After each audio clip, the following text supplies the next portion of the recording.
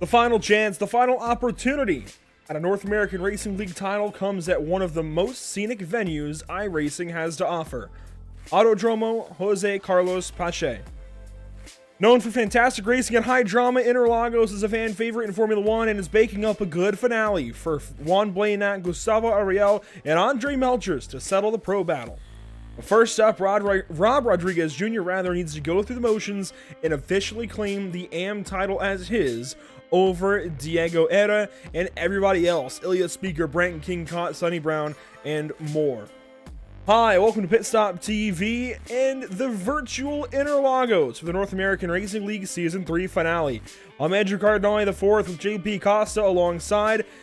And from one of my personal favorites, two of them in a row actually, Charlotte and VIR, JP, from two of my personal favorites to yours all time, we're finally at Brazil and finally ready to crown some champions.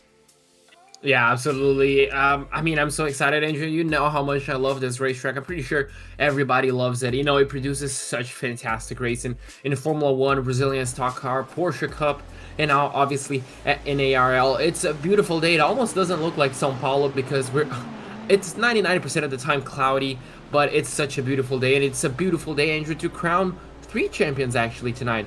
One in the amateur class, one in the Pro-Am, and one in the Pro class. Yeah, we have a lot to do this evening. Let's start off with your amateur points, and this is what we're talking about with this amateur point battle. Rob Rodriguez Jr., he's been so good this back half of the season. He was a little quiet to start and has been loud as ever the last few weeks. I think 7 race wins. I mean, I don't know how else to put it. He is here. He's been in top form, and he's atop the point standings by 27 over Diego, and I don't think that's going to be anything that Diego can overcome tonight. It would take a lot. Now, there are over 27 cars, just over 27 cars, so technically, Diego can still win this championship, but he would have to end up like Fabio Zamperlini that last time that we were here with North American Racing League in order for that to happen, and Fabio, in case you're wondering, out of Curva do Sol, was upside down. So it would take a lot for Rob Rodriguez not to win this championship. Yeah, absolutely. It would be, I guess, the upset of the night if that didn't happen, but, you know, it's racing, Andrew. It's Interlagos. It's the finale of a championship. We've seen how crazy finales can be at NARL, especially with Fabio, actually. He will remember the crazy circumstances that led to his championship. So, you know, it's still far from over. It's very likely that Rob will get it. Obviously, he just needs to put a race together. He just needs to be safe, and he needs to make sure he finishes. And meanwhile, Diego, well, he needs to make sure, Andrew, he's on top of his game. He needs to lead every lap and obviously win the race with the least amount of instant points possible. And he is third in practice. He's quick. He's only 2.5 tenths. Not even. He's 2/100ths of a second, just under 3/100ths of a second off of top time right now, set by Mike Braun. Mike Braun at a 1:33.145. Diego at a Mike at a 1:32.183, and Diego at a 1:32.210. So Diego's quick, but is he quick enough? Well, over in the pro side, we've got Pro and Pro-Am standings here. Juan Blanat at 287 points, 5 points ahead of Gustavo Ariel. Andre Melchers only 10 points back. Really, it's anybody's game. Certainly Andre comes in with the disadvantage. Gustavo and Juan nearly even, but Juan can still finish behind Gustavo and win this championship, and that's thanks to his run last week at VIR, where he was absolutely perfect once Andre gave him the lead, and Gustavo had mistakes. Yeah, absolutely. That's something that cannot happen for the 3 drivers. Juan needs to make sure he finishes close to Gustavo. Obviously, Gustavo and Andre, they both need to win the race, Andrew. They both need to finish as high as possible and hope that something happens to their competition. So it's going to be an interesting night. A lot of pressure on all 3 drivers. Juan doesn't have this in the bag at all. Unlike, well, in the Pro-Am side, Andrew, Paulo is looking really, really comfortable, just like Rob Rodriguez in the amateur class. Yeah, Paulo Godoy looks perfectly set to take this championship. Only 3 points less than Rob's advantage in amateur. So, and with fewer cars that likely will turn up for the pro race, Paulo looks great. He looks absolutely set to take this championship over John Sedlak, who should stay second ahead of Reed Gibson, but that's not guaranteed. Even Scott Kimbrough's in the mix there. Blake Scott with the top 5 currently. And, you know, there's a lot that's going to change throughout the course of each of these standings, but we're pretty certain that each of the top names in amateur and pro-am will stay the same, as Bobby Flack goes fastest now in the final 6 minutes of practice. And talking about the track, JP, let's just go ahead and get right down to it. The moment I know you've been waiting for, the track map for Interlagos. Yeah, absolutely. I mean, it's just a fantastically short racetrack, actually. It's one of the shortest in the F1 schedule, and it's definitely one of the shortest I think we have on iRacing. Obviously, each and every single lap is going to start on the front straightaway as you head into the big braking zone of turns 1, 2. Obviously, those are known as the Senna S's, or S do Senna. Then obviously we head out of turn number 3, Curva do Sol, where you normally have the sun shining on your eyes. Then we go to the back straightaway, or the Reta Oposta. Turn 4, Descida do Lago. Between turns 4 and 5, obviously we're gonna have that sequence right there, and then we go uphill into turn number 6, Ferradura, turn number 7, Laranjinha, and then we head to turn number 8, and then Pinheirinho, turn number 9.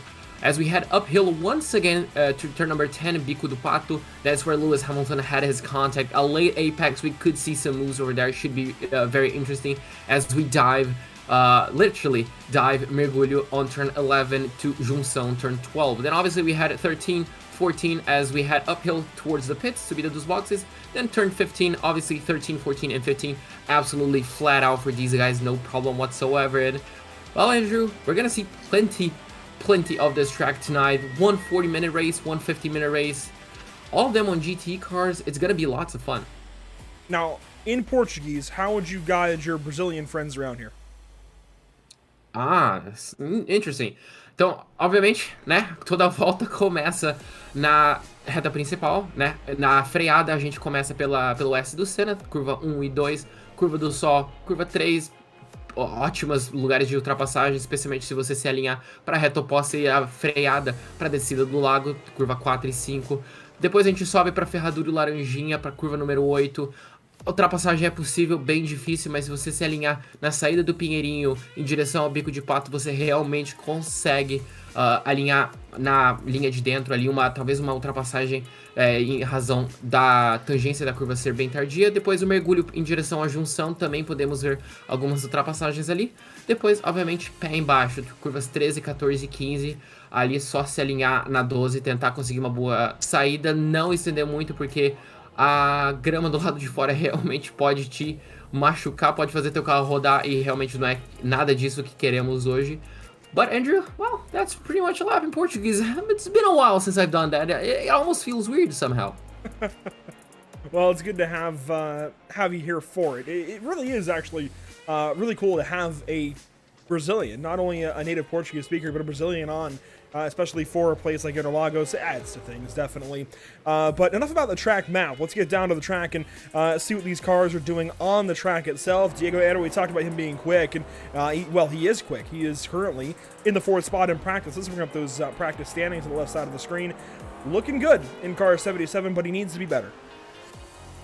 Yeah, he needs to be better. He needs to lead each and every single session. He needs to be the fastest. He pretty much needs injury to not have any competition whatsoever, doesn't he? It's going to be interesting to see how he fares out in qualifying. Obviously, the race, which is really going to matter. But we're just going to have to wait and see. You can see there, Brenda Luhier, the number 88 on that BMW, Andrew. And I feel like this is the time for us to see which car is dominant on each and every single class. So far in the amateur, well, one McLaren, one BMW, Bobby Flack in another BMW. Are we going to see a trend around here? John Kroom in a Mercedes, Diego obviously in that beautiful McLaren, Brand Kencott in a BMW, another BMW for Sony Brown, the number 115. But I can see a few Porsches I've saw, but I haven't seen, Andrew, quite a few Ferraris just yet. You really want to break the trend? Yes, please. I knew you would come for it. I knew it. We have got Will Coffey in a Ford. We've got a Ford in the field. You have no clue how hype I am to see a Ford GT in the field. Will Coffey, thank you for this. And I think Scott Reister might even be going for one in the pro race. Oh, this is refreshing to see. We've got a Ford GT out there. Oh, it sounds so good. I can tell how happy you are. It's really good to see one. I can already see a bit of battle scars around there. It's maybe not the easiest car to drive. Definitely gonna have quite a bit of a challenge ahead of him, and won't he, Andrew? I mean, but it's fun, isn't it? It's a great little car. If you know what you're doing with it, if you have open setup, you know, you can generally make it pretty quick, actually. It tends to be right in the middle of this GT3 field on iRacing, but I think with the fixed setup and the high track temps today, it's going to be tough. And you see 97 degrees track temp, 73 in the air is not too bad. So the amateur guys, they have it nice so far. But yeah. Oh, I love seeing a Ford GT in the field. It's absolutely lovely. Track temp obviously a bit high, kind of what we expect from Interlagos. And Andrew, I think the moment iRacing really implements, weather, especially rain, I think we're going to see... I'm going to stop you real quick. Okay. Somebody, James Colborn, thanks for mentioning this one. The top 20, let's see, 27 are within a second in practice. Ooh. I didn't notice that at first. Thank you, James. Oh, wow, yeah. The top 27 are within a second. That's just in practice. We'll see how that goes in qualifying. Yeah, that could make things a lot more interesting, because that means, Andrew, if you have a mistake and everybody's pretty much within the same second, you're gonna find you're gonna have a really hard time trying to get those positions back, because everybody's gonna be on the same pace. We're not gonna have a massive difference in pace that is gonna allow the drivers that are up in the front, to essentially fly by those further behind. So it would make it very, very interesting as we now take over into qualifying. But just quickly mentioning the weather point, Andrew, as soon as iRacing implements weather, and if it's region based, I feel like we're readily gonna see sun in Interlagos. I think we're just gonna see rain and monsoons and whatnot. We'll have to wait and see whenever, if ever that happens. Here's Bobby Flack in a BMW. You saw Blaine Sparling in a BMW. John Kroom in a Mercedes rolling out there for Rockefeller Racing. Milan Harris in a Mercedes as well. Sean Patterson here in an Audi as per usual. Diego in his McLaren as we saw earlier, and Mike Braun also in a BMW. How about James Colborn, who is in the field, also in a BMW today out of the state of California. Chris Winstone in his Ferrari, as we've seen all season long. Avon Dorsey in a Porsche, which we've seen for most of the season, if not the entire season there. Rob Rodriguez Jr., of course, our season point leader, and likely to be season champion here in about 40 minutes or so in a BMW. Looking really good as well. And Andrew, I think we're just missing a Lamborghini, if I'm not mistaken. As you can see, Ronaldo in his home race in a BMW. I think we're only missing a Mercedes. Domenico Angelichio in his usual Porsche with that beautiful paint scheme. I absolutely love it. Clarence Rosa in a Ferrari. Austin Hodel as well in a Ferrari. So I like this in even balance. Kenneth Michael in an Audi. T. Gashburn as well in an Audi. He's been in a Mercedes much of the season, so to switch back over into an Audi is very interesting, especially with the higher track temps. Ilya Speaker today in a BMW out of Pennsylvania. Marco Garcia in car 23 in a BMW. Brandon Louvier, of course, in a BMW. Scott Angelo out there in a Ferrari. Zach Rosar in a Ferrari. You might be right. We might only be missing a Lamborghini today. I'm trying to think. We've got a Ford. We've got a Ferrari. We've got a Mercedes. We've got a BMW. Got a Porsche, a McLaren, an Audi. We're only missing a Lamborghini. Wow. What did you think of that? We have a Ford and we don't have a Lamborghini. It's quite the day. Man. Will Coffey, I love you. This is fantastic. A true legend.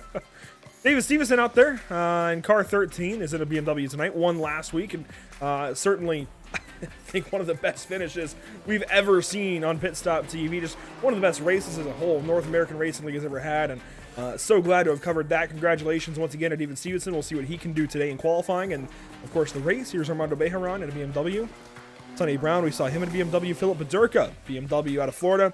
Jeff Castillo, Ferrari out of Florida. And Nicholas Sykes. Oh, we got two! Oh. We've got two Fords! Nicholas Sykes out of New England. Yes! I was so ready to say he's back in his Ferrari as per usual. Yes!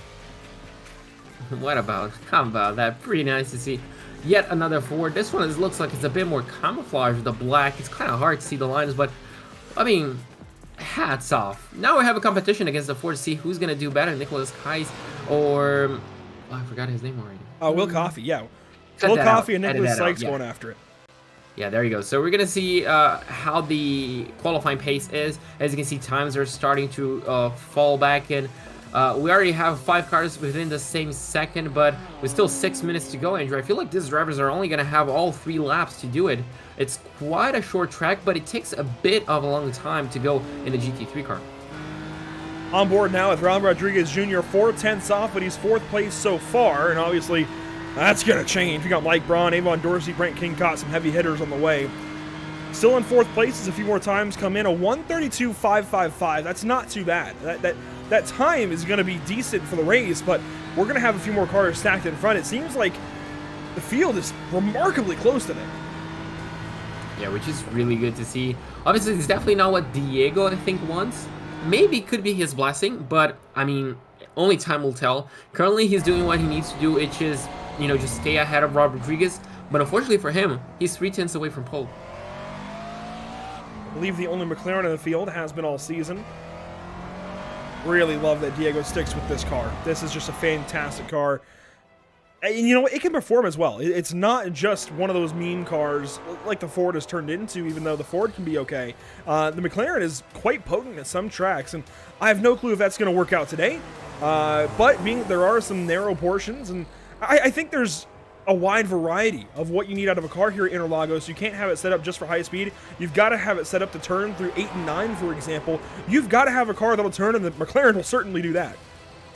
Yeah, absolutely. It's one of those tracks that I feel like it could be a bit of a testing track, Andrew. Yeah. You have the massive straightaways, you know, they're just going to test the drag in the air of the car. Then obviously you have high-speed corners, just like turns 1, the Santa S's, and obviously the complex of turns 4 and 5. And then obviously you have the middle sector, which is pretty much all slow-speed corners to test out, you know, your car's balance, if it's understeering, oversteering, and how the car is reacting.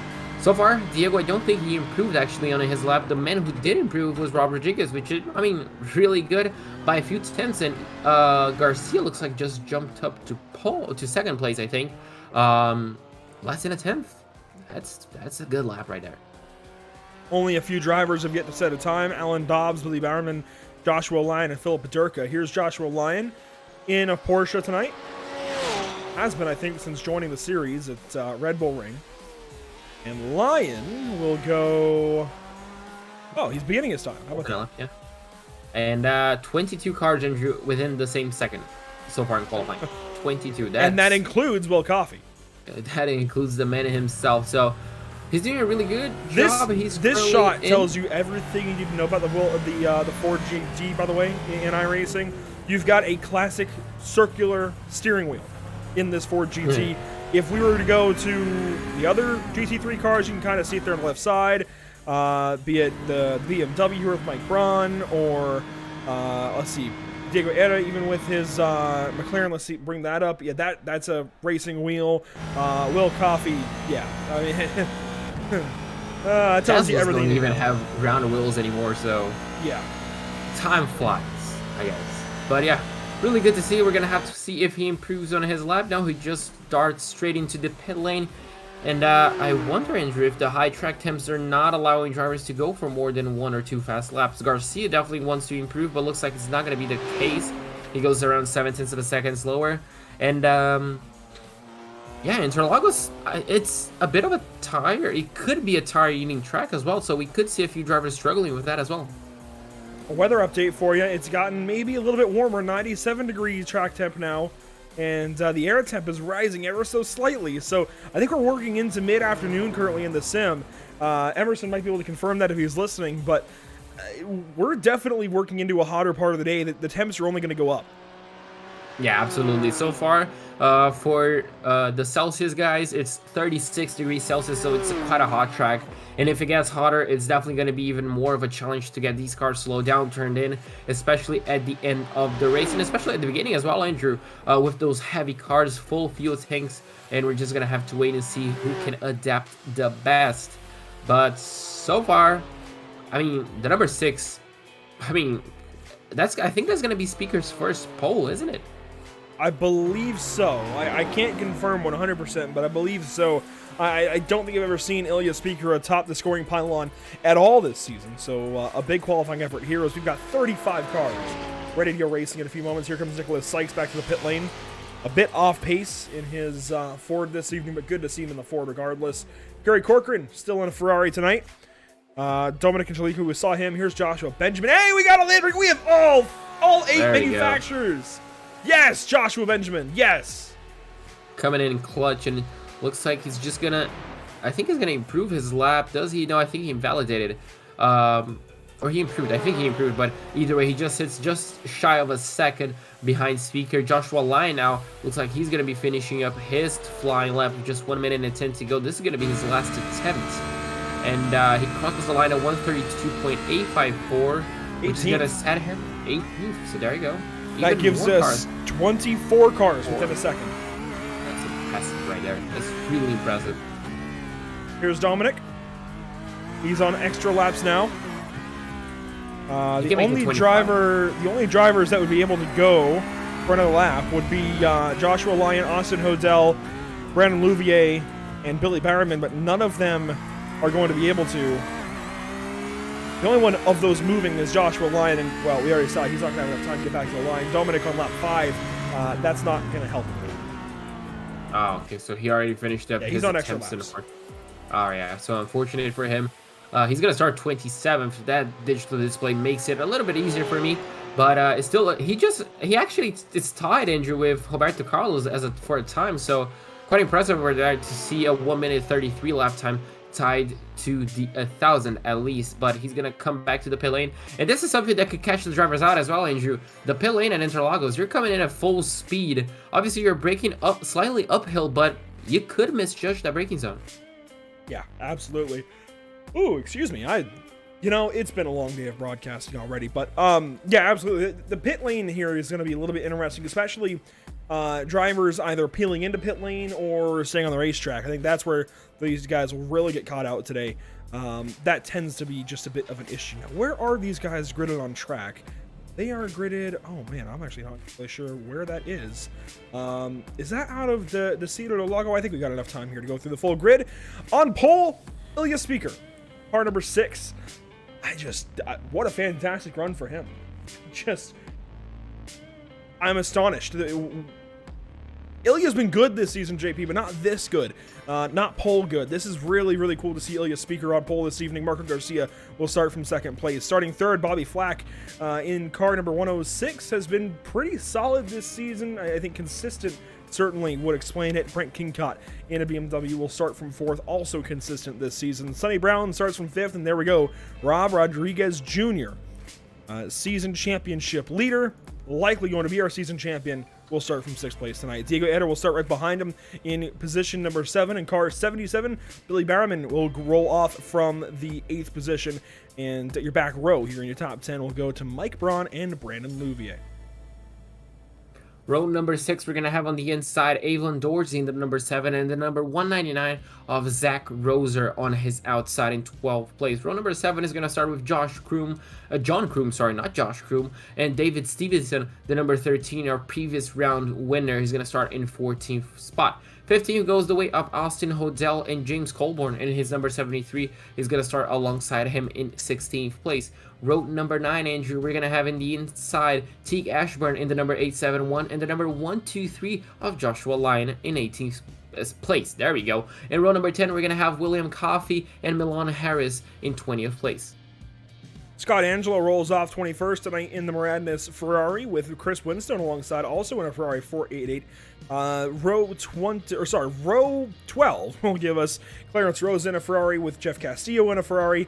And if you go back to row 13, that's where you get Joshua Benjamin in that lone Lamborghini with a BMW alongside him, Blaine Sparling. Starting 27th, that's Dominic Angelicchio in a Porsche, then Ronaldo Carlos in a BMW number 222, and starting 29th, you'll find Sean Patterson in an Audi with Kenneth Michael, also in an Audi. Starting just behind them, we're going to have Armando Bejarano in the number 105, and the number 8 of Kerry Corcoran in 32nd place. 33rd, we're going to have Nicholas Sykes in that beautiful Ford that Angel loves very, very much, and alongside him, Philip Bederka in the number 70 on the 34th spot. And the final car to line up is going to be Alan Dobbs in his number 16 machine, 836 spot. There we go. You see the field warming up, getting their tires right up to temperature, and getting ready to go racing. 40 minutes the distance for the amateurs here in the North American Racing League. Now imagine many of these guys are running their final 40-minute GT3 race in this series. Many, if not most of them, going to at least be eligible for promotion, I'd imagine, up to Pro-Am. I would say at least the top 5 have to go, right? They've been so good this season. Rob Rodriguez, certainly, Diego Eda, and so many others have been fantastic all season long, and certainly have to get some consideration here. We'll see exactly what happens, though, next season when that comes. Ilya Speaker on pole, Marco Garcia in 2nd, Bobby Flack 3rd, Brett Kingcott 4th, and we are already ready to go racing from Brazil as the field comes down to the start-finish line. It comes down to the start-finish straight anyways. The green flag will fly, and we're racing at Interlagos.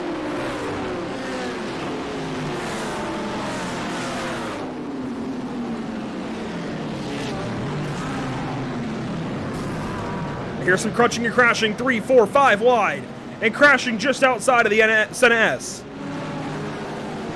I see Brandon Louvier over there and one other. Yeah, you can see oh, more crashing! Oh my goodness! Wow. Massive crash out of Decido del Lago. Not Decido del Lago, out of Curva do Sol. Yeah, this is just entering turn 3. This is on the exit of the Senna S.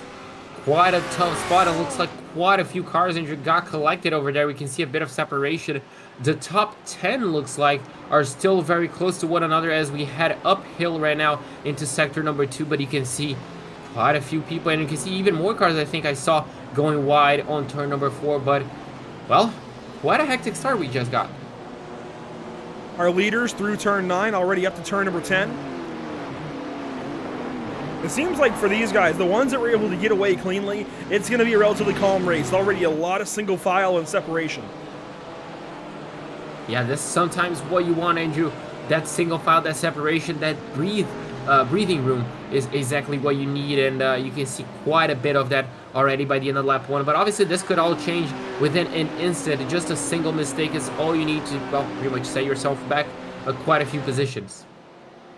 You see our leaders around turn 15, headed back to the start-finish line. This will wrap up lap number 1. We'll allow the entire field to come up by the start-finish line, and then we'll go back and get a view as to what happened on lap number 1.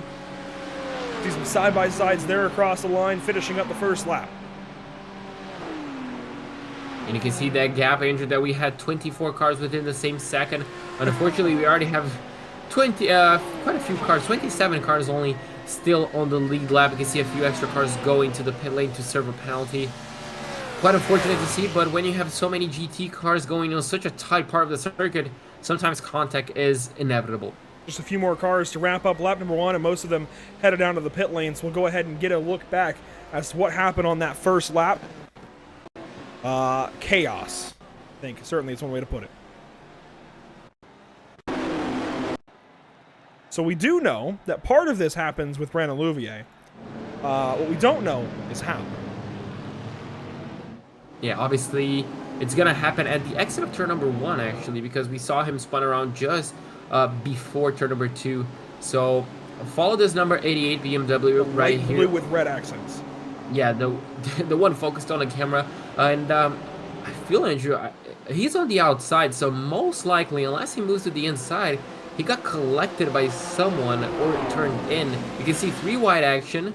Diego Area, you can see darting on the inside. He goes quite well. There, yeah. Oh. Wasn't King Caught that I believe might have been. Oh, was that Clarence? No, it wasn't Clarence Rose or no. Anyways, but I'm not entirely sure who that was. But you can see the pile up further on with Ronaldo Carlos involved. Will Coffey was in it. Wow. Yeah, that second incident right there was a big one. Not a lot of room to avoid it, actually. You have the pit lane exit on the left and on the right. Well, you're pretty much not going to be able to turn in right there. So right now we're going to try to take a look to find out what happened. You can see 4 or 5 wide right there, Andrew. Oh, they just stacked up, I think. Yeah. Joshua Lyon might have been at the center of the start of it. Yeah. Wow. Well, it wasn't Joshua. That was a different Porsche. The same coloration. Who was that? Was that Kenneth Michael, potentially? Might have been Kenneth Michael. Interesting.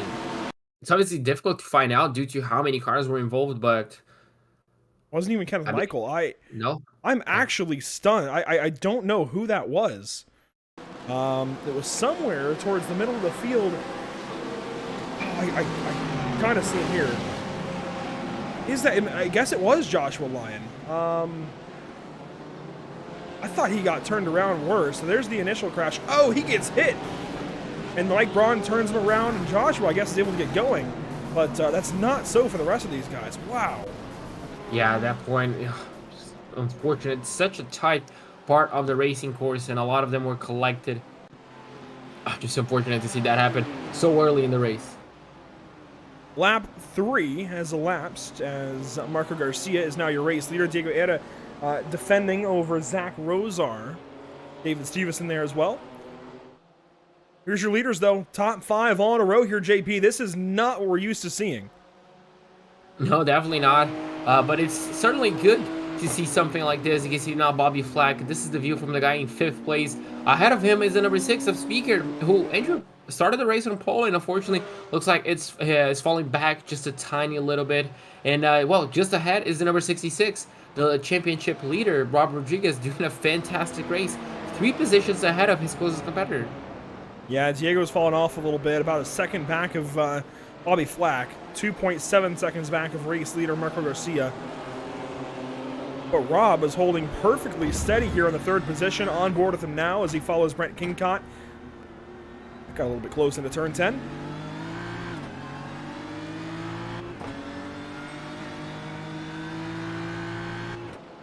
Turn 12, you can see the top 8, 9, 10, all single file, a bit spread out further on back, certainly.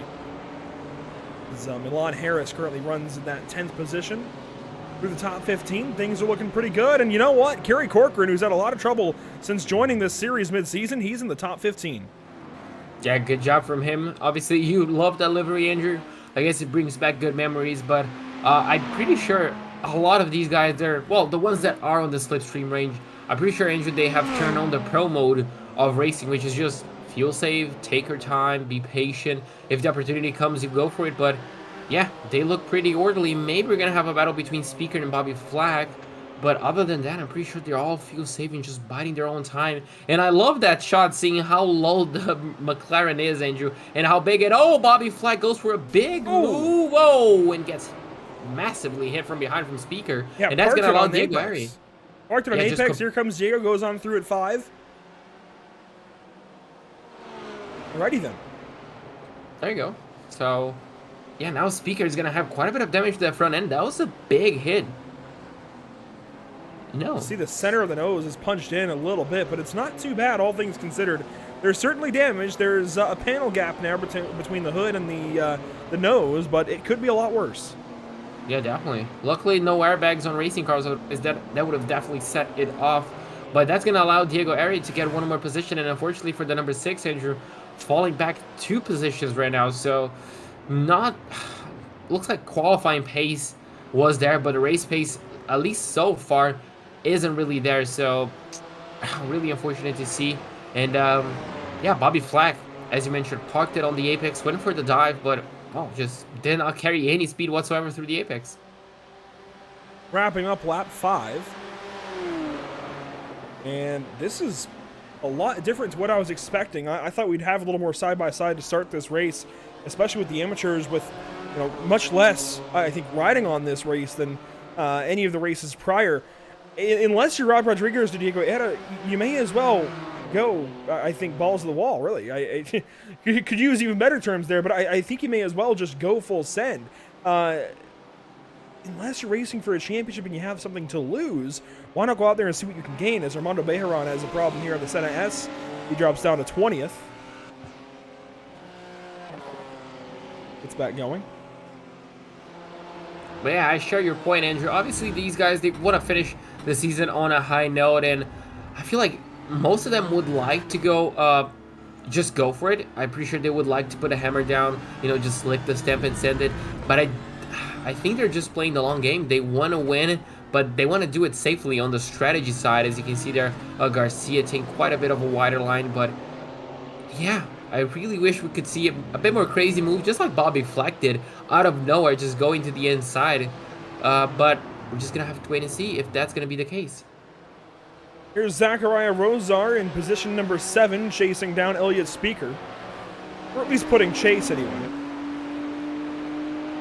Elliott, of course, dropped down to this position after that incident last lap through, where Bobby sent it up the inside of turn number 4, stopped at apex, and Elliott didn't quite know what to do. Ran in the back of him and backed up now to Zachariah Rosar, who has a look into the inside of turn 1, but nothing there just yet. And how important, you know what would you say? Oh no! Rosar I was just gonna around. say, he lined up that move perfectly. Speaker just had a bad run through turns number 1 and 2, and was definitely going to be vulnerable down into turn number 4, but unfortunately for him, a mistake on turn 2. You about answered part of what I was going to ask. I was going to ask kind of what your, I guess, ideology would be for turn 1 here at Interlagos. Do you go for the kind of fake to the inside and then set up the rest of the downhill, or do you back up turn 1 and take that wider line that we saw Diego use and really get yourself straightened out for 2 and 3 to get back to power as soon as possible? Which works for you best? Both of them, actually, Andrew. I guess it depends on the position you have compared to the driver ahead, because we can really see a lot of overtakes happening on turn number 1, you know, just going to the inside, because it's such a late apex. You can really afford, you know, to really just dive down there. And obviously, you know, if the car just sticks on your outside, you can just back away a little bit and get a good line out of 2 to essentially line up for a move later on in turn number 4. So it's a sequence of corner that allows for plenty of overtakes. It allows for a straight get it done overtake, you know, just going for the apex and just I guess squeezing the driver a bit out. But obviously, if you want to line up, if you want to take a wider line from turn number 2, you can do that as well. On board with Milan Harris, chasing James Colborn and just ahead of Avon Dorsey. Might honestly have to deal with Dorsey in a second. Dorsey, Nathan, does he look to turn 1? Looks, but backs out.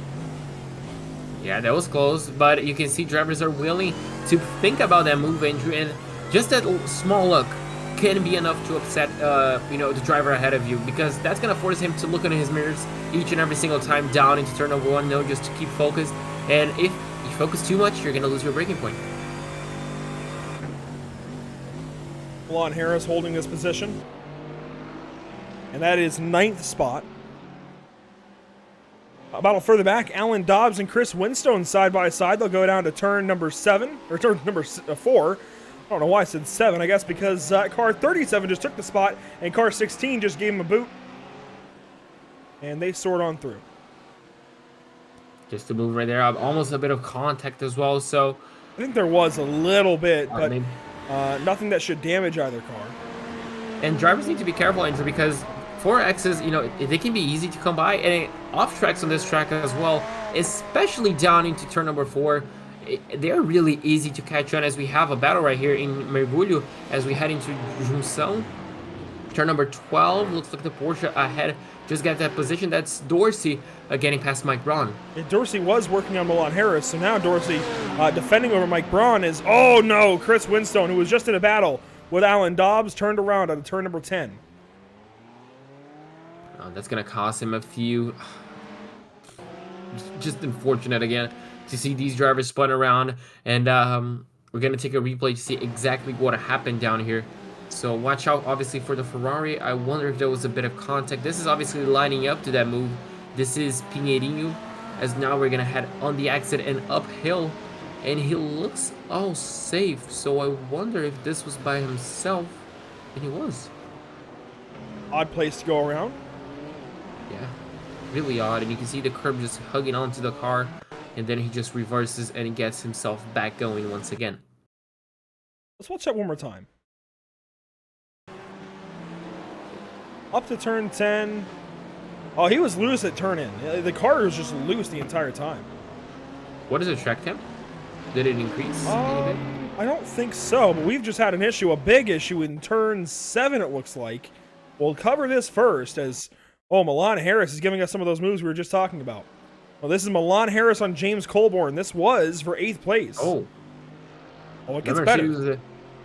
Yeah, the number 69 Mercedes, you can see, was a bit indecisive, looks like, on the apex right there of turn number 4. But as we head uphill, I think the move is going to happen just around here. You can see how it lines up. Oh, no. Not a great passing zone. No, that one is not a passing zone whatsoever. Unless you're already side by side as you head into that apex, you really don't go for that move. Let's now come to a side-by-side battle for 2nd place. Brent Kingcott and Rob Rodriguez Jr. through Curva do Sol. They got side-by-side out of Subidos boxes, and they've stayed that way all the way now through turn 3, and Rob Rodriguez clears them. Beautiful move right there from the possible champion to move himself up into 2nd place. As you can see, Kingcott doesn't really have a car there, but on the exit, he might have something. Looks like not quite. Bobby Flagg, Andrew, behind them. It's eager to maybe get a position right here, as looks like Kingcott is not going to have to go defensive. Breaks a little bit early, catches Bobby Flagg out, but looks like they're all going to stick to this position for the time being. Solid moves here from Rob Rodriguez Jr. and certainly looking like he is going to wrap up the championship. At this point, I would say it's just about guaranteed, as Chris Winstone will leave the pit lane with his damage. You asked about track temp, JP. It hasn't changed much. In fact, it's dropped 2 degrees from qualifying. There you go. Interesting. So, yeah, just not a mistake. The car was already loose in on the apex, as you mentioned. I thought the tires would be overheating, but I don't think we're going to get to that stage just yet. I'm sure it's not pleasant for these guys. I'm sure it is still rather warm and potentially, overheating tires, but it's not as hot as we thought it would be. Yeah, definitely not. I thought it was going to be hotter. Maybe on the pro race, we're going to see track temps getting a little bit more interesting, but only time will tell. And, we have one car in the pit. That's Speaker, it looks like. Ilya Speaker headed down to the pit lane rather early. So I wonder, this could be an undercut, but obviously Andrew, an opportunity as well to fix a bit of that damage. Yeah, car 6 doesn't have much, but does take that fast repair. I guess just an early attempt to come in, and what this does do for Ilya, at least, is, it's an opportunity to cool the tires a little bit. It's not going to be a big difference, but an opportunity, I guess, to reset, get out of traffic, and just get back after it. Another opportunity as well, Andrew. I mean, he could have been seeing that, the drivers ahead were just fuel saving a little bit, driving at a slower pace, and couldn't really get an opportunity to overtake. So this is an opportunity to just come back on clear track and try to put some laps in to get, those overtakes. Obviously, if he encounters traffic, that's going to be a big challenge, but, it could work. Austin Hodel and Zachariah Rosar.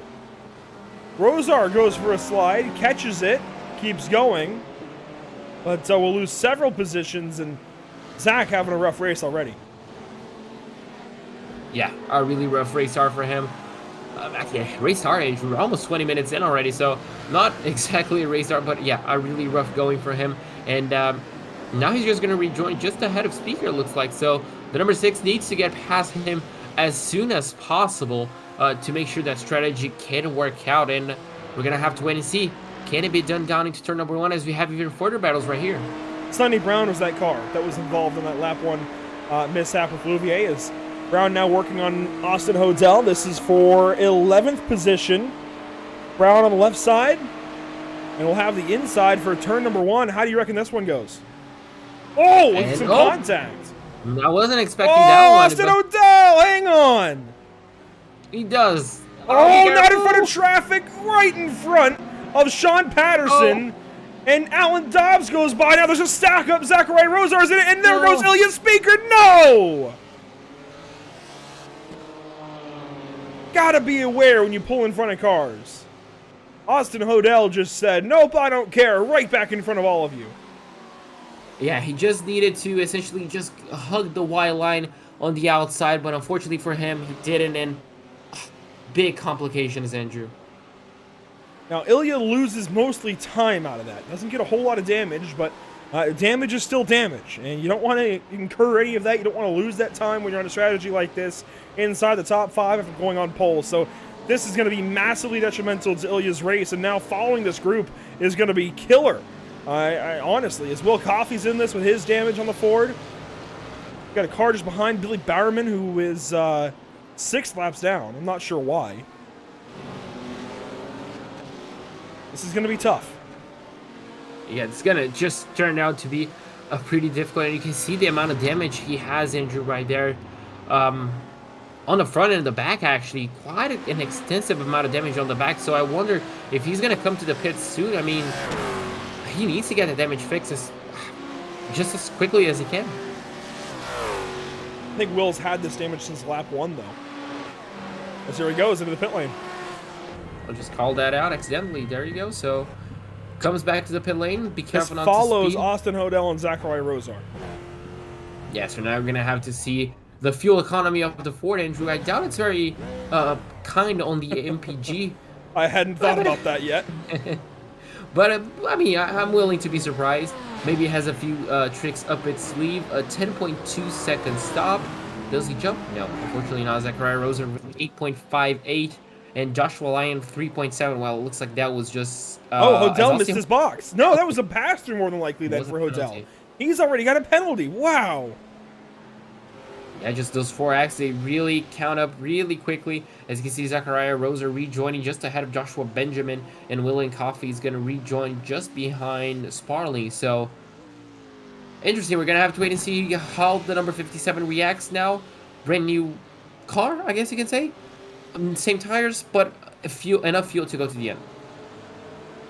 Mike Braun following Avon Dorsey, who's putting together a career day here in the North American Racing League. Really fantastic run so far, despite a little bit of damage and a couple of big moments. Position number 7. And that wouldn't sound as great as far as a career day in, maybe a 20-car league, but when you're 7th out of 35 and you survive that kind of lap 1 melee, you drive through a couple of, drive past, I should say, a couple of cars and get a few more spots. This is a really good day so far for Avon. And we've seen Avon Dorsey in the series for a few weeks now, but not with a run like this. I'd say maybe around 15th or so, maybe even 25th at some tracks. To be in the top 10 like this is pretty solid. Yeah, absolutely, and I could see even a little bit of damage on the front end of his Porsche, so there could even be more pace to come from him on the second part of the race, so it's going to be interesting. So far, Andrew, he's only seen... Oh, he actually dropped a few positions at the start, but you can see, he's as high as he got on the race. Obviously, the drivers ahead, they have around a 6-second lead on him, but, it's definitely possible to catch him up, and he's holding Mike Braun, which is a guy that we know very well, as we have one Ferrari. Is that Hodel? That is Hodel back into the pits. Oh, and he's taking tires as well. Yeah, this time for service. Does take tires, as you mentioned. We might see a few more tire stops in this race from guys that just want to try and keep their car on track and potentially go for as low incidents as possible or what have you. So we might see some tire stops where we wouldn't usually. As the air tip is coming up, the track tip has actually dropped a little bit, I suppose, from having 4 fewer cars as King Cot goes fastest that lap. Purple. Wow. Oh, interesting. Really putting quite a bit of pressure on Rob Rodriguez, using Rob as well. And Rob actually caught up around half a second almost to Garcia up ahead. So these two, Andrew, are running at a really strong pace right here. And if the pro race obviously is anything to go by, it could mean that Brent is, well, getting close to pitting. Putting out the fastest lap, maybe not fuel saving as much, just going for it. On board here with King Cot.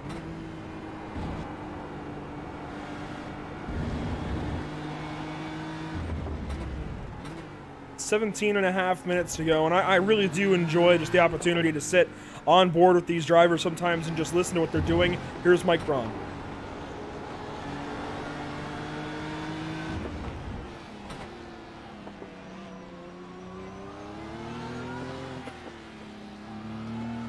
Now with 17 minutes to go, a lot of these battles seem maybe a little bit futile. It's just a matter of, do you want to push on these old tires, low fuel, or do you want to try and get them in the pit lane? That's a good one, Andrew. I guess it's just gonna go driver to driver.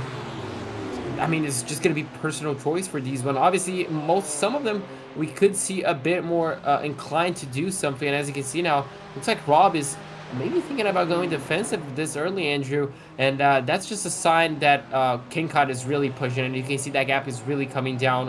And you can see one car exiting the pits. I'm not quite sure who that is, but he could interfere in this battle just by the tiniest of amounts. That is that not Hodel? Nicholas Sykes. I think that's Austin Hodel. Yeah, it is.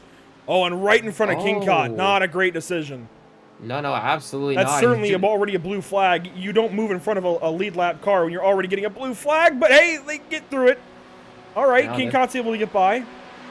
Should have just lifted off the gas as soon as he got out of the pit lane. And unfortunately, that's going to create a bit of a gap between King Cod and Rob Rodriguez once again.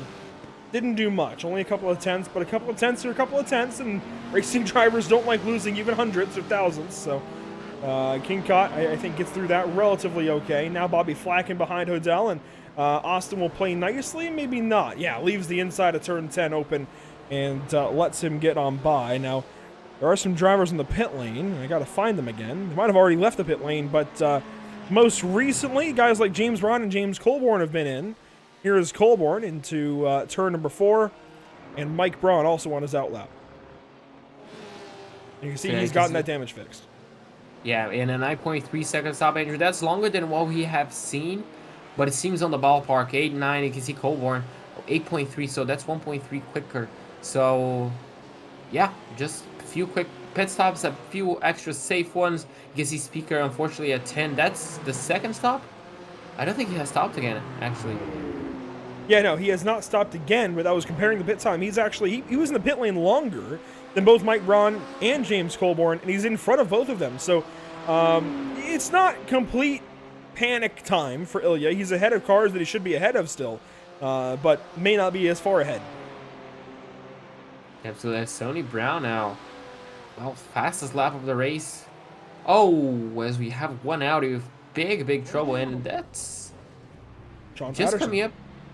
Yeah, Sean Patterson. That's just coming up to some, isn't it? No, that's before. Wow. Turn 9. Gonna look back at it here.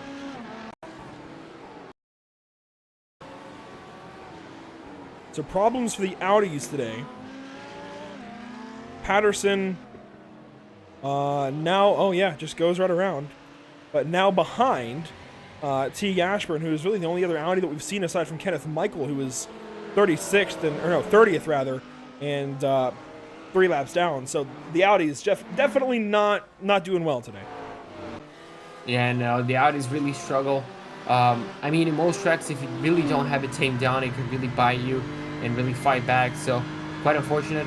As we still see Bobby Flagg right here in 4th place. Hendrick, I think he's just watching. You can confirm if he's fuel saving at this stage or just trying to push and close the gap down. But these top 4, I mean, pretty much the same pace. I guess you can say Rob Rodriguez and King Cott, they have a bit extra pace. But, I mean, pretty much toe to nail? No? Head to toe. Head to toe, there you go. Nose to tail, either way. Nose to tail, there we go, thank you. Yeah, I didn't hear anything abnormal. I really haven't heard much fuel saving from these guys on the IndyCar, but I'm sure there has been. I'm sure they're working with fuel mats if they're able, and certainly lifting a little bit earlier maybe, and short shifting a bit. Those are some popular ways to fuel save. As a big thank you goes out for the final time this season during an amateur race to RaceLab.app, Baradness, Tam Livery, and JS Consulting. Such fantastic partners of this North American Racing League, providing some fantastic services. I mean, RaceLab.app, a huge help to a lot of drivers. I know a lot of drivers that talk about their third-party softwares, and RaceLab is right up there with them as one of, if not the best. And certainly, with a price tag of free $99, it really helps you, I think. Make that decision of which one to go for. RaceLab.app has got to be part of your consideration if you're signing up for iRacing and want to use a third-party software to get the most out of it. I think definitely RaceLab.app has got to be right up on the top of the list. So here we go. King Cott comes down the pit lane. Baradness has to be one of your top coaching services that you have in mind as an iRacer at any point in time. New, experienced, or veteran, doesn't matter.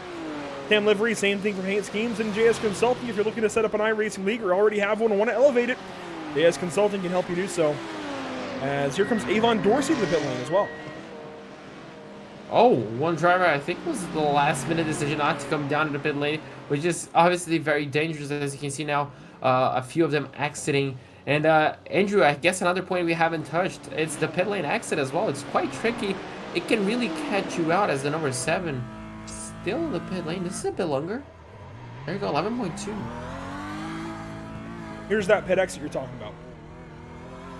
Yeah, you can see you can really catch you out, and obviously the walls around here. If you just touch those grass, the grass, you're just gonna be understeering and head straight into the wall, and you can really get quite a bit of damage.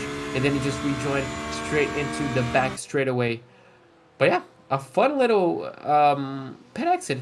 I like it. Joshua Lyon working on James Colborn. Lyon has not taken a stop for service in 17 laps. So Lyon still needs to come in. He came in then right after the incident at the start of the race and has not pitted since. That's quite bold, but unfortunately, since the pass lead. Oh, Garcia in the pit lane. Ah, there you go. So Bobby Flack and Rob Rodriguez, they both continue. And Garcia is forced to pit early. Diego Ari is going to follow him. Interesting. He goes in for service and overshoots his blocks, and already a quiet day, but not what he needed. Yeah, it's going to go to worse. Diego just not the kind of run that he needed today, and at least seems to be playing it more safely on fuel than he has in some previous rounds, but what was almost a championship for him a few times throughout the season is going to come up to a second-place effort this season, it looks like. And you know what the worst part is, Andrew? He's just right there in the lead battle. Yep. He's in 5th place, effectively, so the pace has been there, everything has been there, but unfortunately, just small mistakes like this, and Rob Rodriguez just shining tonight. Rob now leading through the midsection of the, well, I guess the back end of the race inside the final 10 minutes because Marco Garcia pitted out of the lead and left him in the lead. Bobby Flack just behind, David Stevenson in 3rd. Of course, that'll all change. The top 3 have not pitted yet. Sonny Brown has not pitted yet, and Kerry Corcoran has not pitted yet. Corcoran in position number 8. Look at his Ferrari. Other drivers who haven't pitted include, let's see, nobody. Actually, Billy Barriman hasn't pitted, so he is in for the first time. So here we go. Our leaders are finally in. There we go. Now this is going to be a battle on the pit lane between these two. And you're going to have to see anyone gambles, Andrew. I expect Bobby to gamble. I don't see Rob, I mean, with any reason whatsoever to gamble on fuel. And 8.28. Just as I say that. Well, that's bold. Bobby, I think there's a small mistake on the pit lane. 11.0, and that's quite a long one. Stevenson at like 8.3. And I think Rob is actually going to come out on the lead with quite a gap. It looks like it. Marco Garcia is behind Brent Kincott. A longer stop for Marco. Kincott, a much shorter stop, 8.1 seconds. And Rodriguez Jr. with the execution on and off the pit lane, 8.3 seconds. And look at that. That's all translates to 2.8 seconds ahead of Kincott. That is a big gap, but unfortunately, Andrew, that work could be undone. He has quite a bit of traffic, and by a bit of traffic, I mean 2 cars battling for position, but that could really slow him down quite a bit. Philip Pedurka and Nicholas Sykes just ahead. These guys are not quite for position. Pedurka's a lap down. Sykes the final car in the lead lap. And Sykes here is in a Ford trying to hang on to it. You can see he's got plenty of time back to Louvier, but we'll see how this one goes. We'll see if these guys play nicely or not. Yeah, this is going to be interesting to see, especially on a battle this close, Andrew. You definitely don't want to have to lift for the competition, but sometimes you're just going to have to, and it's just going to be such a tricky scenario. Not only for Bobby, for the lapped cars as well, as you're going to try to navigate in. Oh, there we go. Nicholas Sykes plays nice, but Philip Pedurka is holding station. Into turn 1, Rob Rodriguez Jr. still following the BMW. And at this point, I think Pedurka's got to be aware, give it up out of 3. He's already held him up a couple of tenths. Yeah, just lift him out. You can see half a second almost, Andrew. It was 2.4. And, oh, be careful. 1.8. That's going to cost him even a few extra tenths. And he's going to get the position over Nicholas Sykes. They were not for position. Ah, okay. So that makes a bit more sense. All right. I was scared because that was going to be a really interesting tactic right there. But there you go. The gap is once again rising now to almost 2 seconds. So what Rob Rodriguez faced, now it's going to be Kincott and Garcia times to face as we have this little battle right here. Oh, as we almost saw an incident right there, Andrew. And that's the tricky part of running side by side. Sometimes the GT3 cars, they're just going to snap out. Will Coffey just had a problem. I'm not sure if it's been an issue on the racetrack or an issue with connection potentially, but we're watching Kerry Corcoran and Armando Bejaran following Joshua Benjamin and James Colborn. Colborn was in the top 10 for a long time and has since fallen back to 12th rather. Bobby Flack and Marco Garcia, this is your closest gap within the top 10 as they exit turn 13 behind Nicholas Sykes. Bobby Flack in 4th, Marco Garcia in 3rd. Marco led the entire open to the race, and I mean, we're talking about 30 minutes, and then suddenly is 3rd. That was close. Yeah, drivers are taking quite a risky line, aren't they? We're really pushing the limits, but I mean, Garcia is pretty much just falling back a little bit, Andrew. had the pace to keep himself up in the front, but unfortunately it looks like he cannot really follow King Cod and Rob Rodriguez at this point in the race, but King Cod is really closing in the gap. King Cod's closing in just a little bit. You wonder if maybe Rob is having to save as Sonny Brown goes purple at a 131.967. Sonny Brown is actually right on Milan Harris. This is a great battle. This is for 10th. Yeah, this is a fantastic little battle right here. Fantastic little scrap. And we're going to have to win so you can see Milan just lets him go. Game recognizes game. Final race of the season. Not a whole lot of reason to hold somebody up right there. If they're faster, if they catch you for a reason, just let them go. I don't blame them. To be honest, I would like to see a little better right there, but sure. But from a driver perspective, last race of the season, I mean, if he catches you, he catches you, right? If he catches you from that far back, it must have been for a reason. He must be faster, and no reason to be all that aggressive. But you know, I agree with you. For entertainment purposes, I certainly would like some big battles here at the end. 4 minutes to go, and we're gonna have one. 3 laps to go this time by the flag stand. Here come our leaders. And it might even be only 2. We should get 3. Yeah, we should get 3. Yeah, it's going to be close.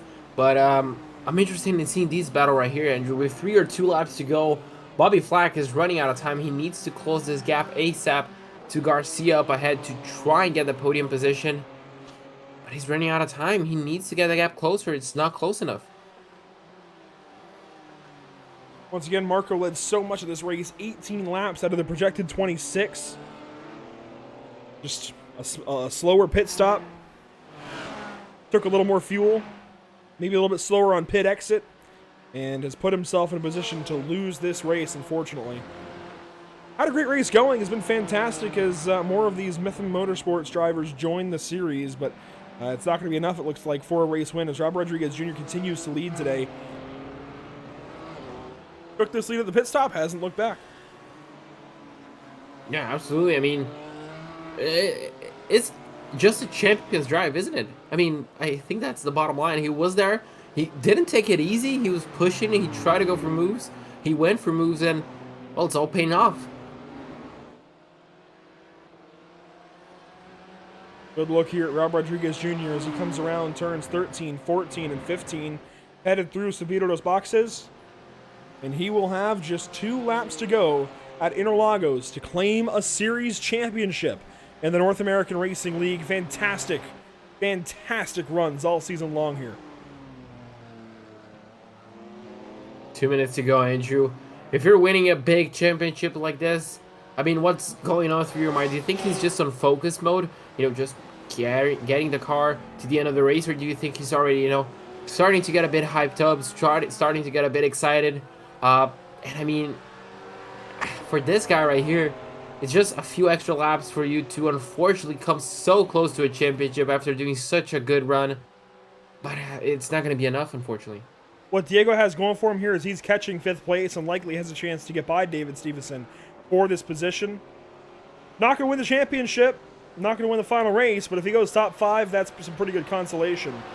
And looks like he'll have at least a chance to do so as Stevenson is in 5th. This will be a good battle here at the end. Alan Dobbs back into the pit lane. Zachariah Rosar as well. Some issues with the fuel calculations. Barry Corcoran working on James Colborn as Rob Rodriguez Jr. will come around. And here in just a few more moments, we'll begin the final lap at Interlagos. Yeah, just a few more corners to go. Just a few more miles for him to be crowned this season amateur championship. Had a fantastic season going for him. Had a fantastic drive today. I mean, just had the pace absolutely on point for him. And just like that, Andrew, he's going to see the whole crowd. He's going to see Barney, the flagman, waving the white flag to declare him just a few miles short from being the champion. And look at this battle right here. For 3rd place, Bobby Flack is going to be looking to the outside of the Senna S's. And he's going to try to go the long way. It's not going to work. Can he line up Garcia for maybe on the exit? You can see he gets a pretty similar exit, actually a better one. Now he's going to be using the slipstream down into turn number 4. Will he go to the outside or the inside? He's going to be forced to go to the outside. It is possible to make a move around there. We have a bit of a blank, looks like. And Bobby Flack goes to the outside. Side by side between those two. No contact whatsoever. The 105 gets the position. Maybe not. It's not over just yet. Side by side up to turn number 6. Marco Garcia around the outside, hangs on, restricts the exit there for Bobby Flack just enough to make this a battle all the way up to turn number 8. And now I think finally Bobby Flack takes the position. Yes, he does. Behind these guys, Stevenson and Era. Diego not able to do anything just yet with David Stevenson. Now might be too far back to do it. Wow. And Rob Rodriguez Jr., through the final few corners, will go down to turn number 12. And then it's the final braking zone. In the North American Racing League amateur season, Rob Rodriguez Jr. will be a champion as long as he makes it back to the start-finish line.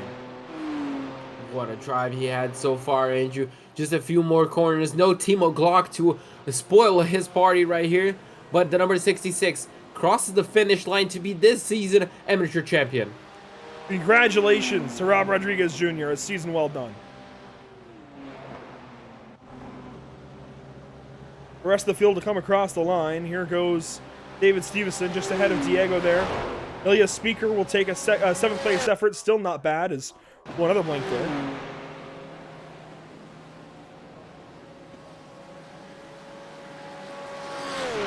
Still some fantastic racing going on as some of these guys come back to the line. Armando Bejaran within a second of Joshua Benjamin, but not able to make a battle out of it. Alan Dobbs and James Colborn. Colborn, I think, is blinking a bit. They're close. They might battle. Ashburn and Hodel here. This is for 20th. They might battle. We'll back up to the start-finish line. Wow. The amateur season coming to an end here. I mean, and what a season we had, Andrew.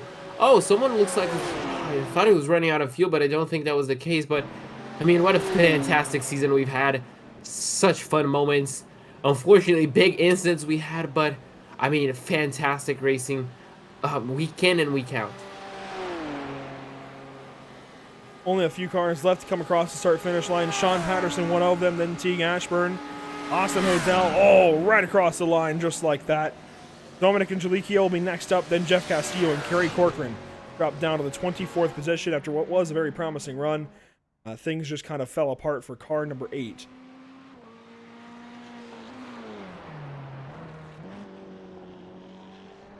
Jeff Castillo comes across the line, or will come across the line, in position 23. And there is Kerry Corcoran to wrap up the season, the final car to the start-finish line. Nicholas Sykes goes 26th, Brandon Louvier 27th, Will Coffey 29th, and Kerry Corcoran finishes our season. Just like that, the season is over, Andrew. I almost cannot believe it. We've done this time and time again, but...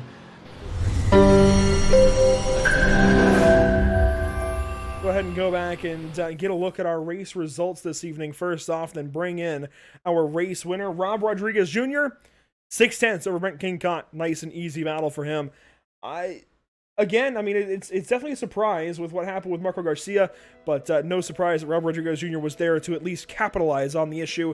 Garcia goes 3rd, Bobby Flack goes 4th tonight, David Stevenson 5th, Diego Eda there in 6th place, Ilya Speaker 7th, Mike Braun 8th, Avon Dorsey 9th, and Sonny Brown completes a stacked top 10. 11th place goes the way of Milan Harris, ahead of Joshua Benjamin and Armando Bejaran in 13th. Chris Winston is going to finish 14th ahead of Alan Dobbs. Zachariah Roser is going to finish in 16th ahead of Blaine Sparling. Sean Patterson ahead of Teague Ashburn, and Austin Hodel Andrew is going to finish in 20th place. 21st, Dominic Angelicchio over James Colborn and Jeff Castillo. Kerry Corcoran, final car on the lead lap. Joshua Lyon, Nicholas Sykes, Brandon Louvier all 1 lap down in 25th through 27th. Philip Bedurkin and Will Coffey go 2 laps down tonight. Bedurka 28th and Coffey 29th. Kenneth Michael will finish 30th as Sykes goes 26th, Coffey 29th in the Battle of the Fords. And 31st place, we're going to have Billy Bowerman ahead of Scott Angelo, John Kroom, Clarence Rosa, and Ronaldo Carlos. 35 cars this evening for the amateur race, but as per usual, the entire season, Rob Rodriguez best of them all, and Rob is able to go and claim yet another race win. And Rob, it didn't always look like you were the best car out there. In fact, for much of tonight's race, it looked like it was Marco Garcia. What happened there at the pit stops? Yeah, I don't know. I knew that it was really tight up front, and I was struggling a little bit. I have actually, to be honest, I have a cold. I came down with a cold, so have kind of slight headache, but no excuse. I just really was trying to keep it tight up front and not lose too much time. And when it was time for the pit stops, I just thought, okay, I got to really nail the entrance here because it's a fast entrance, so it's easy to overshoot it. And then just get out. And I had practiced the pit exit because, you know, the pit exit here is long and windy, and I had practiced really trying to get the best lines through there. And, you know, I don't know. I think by that point, I think I had a pretty good gap, so maybe it was going in. But yeah, it worked out. It worked out great. Now let's throw the race aside. After 8 races, there we go. You are the amateur champion, and I'd imagine you have to be going up to Pro-Am to battle with your son. Well, actually, I was going to say battle with your son. Technically, you would be. He's in Pro now, but likely headed up to Pro-Am. How do you wrap up this season of emotions, season of feelings, season of thoughts as you claim this championship and are likely headed up? Well, yeah, wow, it's an awesome season. This is my 3rd season in the NARL. So the first 2 seasons, you know, it didn't do so great, and the off season before this one, I decided to really kind of buckle down and really figure out what I needed to, you know, just get a little bit more consistent, a little faster. As I mentioned in the past, also the mental aspect I think was big for me to learn how to relax and stay calm, be patient, especially qualifying, you know, just go out there and do what I've always done before. Nerves is something that, you know, that gets to all of us, and that's something that I had struggled with. So I really worked on that a lot. But yeah, I mean, huge thanks to Scott Rister for setting up this league. It's an awesome league, one of the best leagues I've ever been in. Great to also for all the competitors out there. I mean, a huge respect for all the drivers out there. It's an honor to drive with them on track. You know, I like to win fair and square, and so it's great when you have other drivers that feel the same way. So that really was amazing. And of course, you know, huge thanks to Bryce for helping me out with a lot of coaching and being my you know, spotter during the race, and yeah, just watching out for mistakes. So awesome season. You know, like as I said before, it was my first win back in Zolder, then second, and then this is my 3rd win ever. So it's really awesome to get my wins in this league. As I said, it's been a lot of fun, and I'm excited to come back next season and you know, try to again improve and get a little better, and then see what happens. But really just the competition on track, driving with other guys that are passionate. For me, that's really enough. The winning and all that is a bonus, but just having fun and competing with other guys that are respectful on and off the track is, for me, the best part of it. Now, looking forward after becoming a champion, well, next up is actually a 24-hour race. Are you guys competing, Evolution Racing, you and your son? No, I don't think we're doing that one. I think it conflicts with some scheduling, so we can't do that one. But as I said, we're certainly eager to compete again in whatever comes up next for NARL, whether it's, I think Bryce wants to do Porsche Cup, but I might do that and definitely come back in GT3, which is, again, I love these cars. There you go, Rob Rodriguez Jr. After winning a championship and winning another race here in the North American Racing League. What is this, 3 now you said? I think you didn't get VIR last week. Did you get Charlotte? Yeah, I did. Okay, there you go. So 3 race wins, all in the last 4 races of the season. As we said earlier, Rob Rodriguez catching on fire right at the right time and taking this championship. Rob, congratulations on a season well done, a night well done. We'll be talking to you again very, very soon. Yeah, thanks guys, Andrew and JP, and I look forward to watching the replay tomorrow and listening to you guys broadcast the race. Always a treat. Thanks. Big thanks to Rob Rodriguez for his time as Hayes has turned the reins over now to Bryce Rodriguez for the Pro-Am race, JP. A really good showing here out of Rob tonight, and just championship-ly, if you will. Yeah, absolutely. I mean, he did what he had to do, and even excel. He just needed to finish the race, and I mean, he won even by a comfortable pace, I guess you could say. The gap wasn't that big, but he had it under control on the final few laps, which, I mean, he just did what he had to do and even more, which is, I mean, perfect. Absolutely perfect. A champion's drive, a well-deserved championship for him. So as we wrap up our amateur race this evening, take a look back at our schedule. For those of you that might be tuning out after this one, not watching for the pros, well, here you go. This is how we got here. Road Atlanta, Sebring, Long Beach, Red Bull, Red Bull Ring anyways, Zolder, Charlotte, Virginia, and Interlagos. Let's see, 1, 2, 3, 4, 5 races in the United States, 1 in Austria, 1 in Belgium, and 1 in Brazil. JP, Without the bias to Interlagos, which was your favorite? Oh, that's a good one. I loved Charlotte. I feel like that was a really fun race. VIR was absolutely fantastic. You know what, Andrew? Even though I love Road Atlanta and I'm gonna have a bit of bias towards that, I'm gonna go for actually for VIR. That finale was just out of this world. I'm glad we can agree on this. Very, very glad we can agree on this. No, but VIR. But you definitely have the to best race. choose. I mean, VIR is yours, so I mean, you have to choose another one. Well, no, I think Charlotte would actually be. Well, you're right. Charlotte and VIR are probably tied there on that list, but I think genuinely the race, the way it worked out, you can't say no to that kind of a race, that kind of a finish, that drama in Oak Tree on the final lap, and headed down the backstretch with a one car all kinds of bent up and out of shape, and Stevenson ran away with the win. Rodriguez came through for second. His results in the back end of the season, by the way, Zolder first, Charlotte first, VAR second, Interlagos first. I mean, how do you argue with that? No, you can't. You just cannot.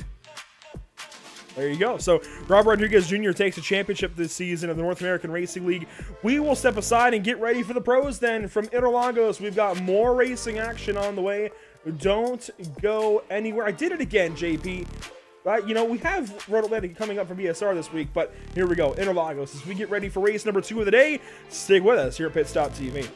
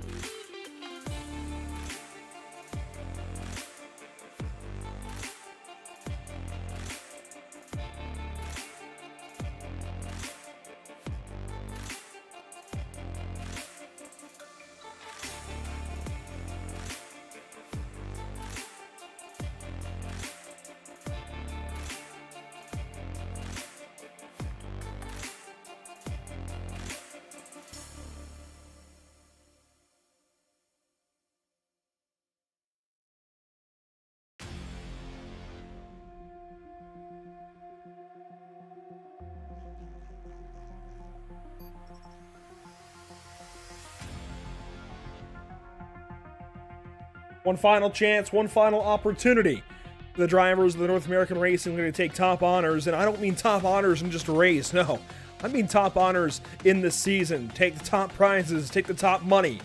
It's Juan Blanat, Gustavo Ariel, and Andre Melchers fighting for this championship. 3 drivers with an opportunity, 10 points, spread them apart through the top 3 spots, and we've got 50 minutes to settle it all in Brazil. Interlagos, the site of our championship this evening. Already 1 race in the books. That was our amateur finale. Now it's time for the pros and pro-ams as Gustavo Ariel walks into Brazil, certainly with, I think, a big head on his shoulders, and with good reason. JB already atop the practice charts.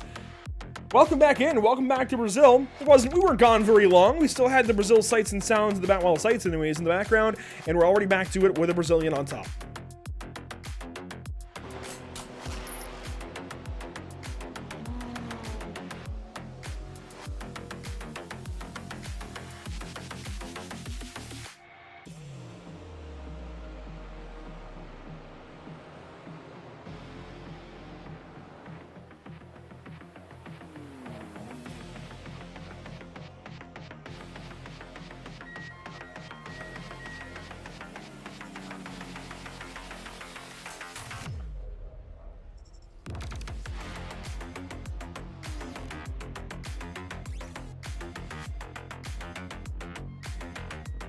And in practice, at least all 9 pro drivers are stacked up in front of all 12 Pro-Am drivers.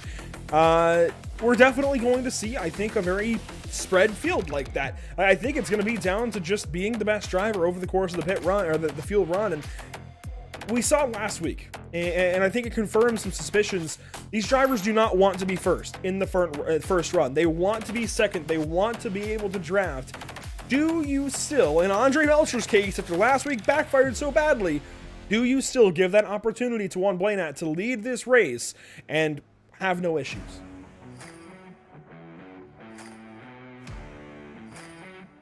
I think if you're Gustavo and Andre, you've got to work together against Juan. If you're Gustavo, you're likely qualifying on pole. You likely are going to lead into turn 1 and likely out of turn 3. How do you play the race then?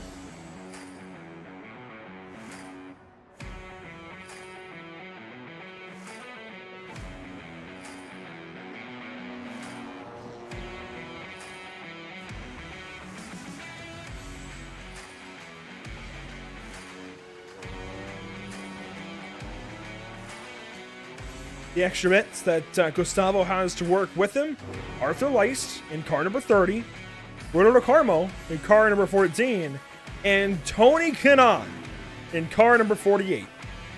3 fantastic teammates to help you out here, especially at Brazil. I don't think there's any other team boss that I would ever want at Interlagos other than Tony Kanaan comes into today. You know, he's never been one of the top drivers in these races. He's always been top 5, maybe top 10, but tonight it might change.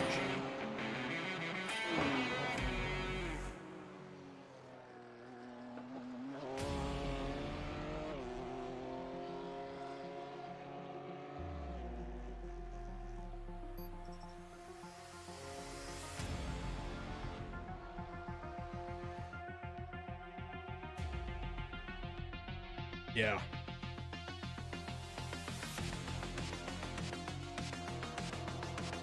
No, he ended up ending lap 1 upside down. Let's hope that doesn't happen to him tonight. Here's Reed Gibson back at a Scuderia Chicken House for not Ferrari, BMW. Rodrigo Lepre out there in a Duck House Racing BMW. Justin Singh in a, I believe, Scuderia Chicken House BMW. Pierre Thompson, hey, we've got a Porsche in the field. Good to see that for Pierre with the Martini colors. That's a good look for the field. Gustavo, there he is. And hey, Scott Reister out there at a Ford. Love to see that.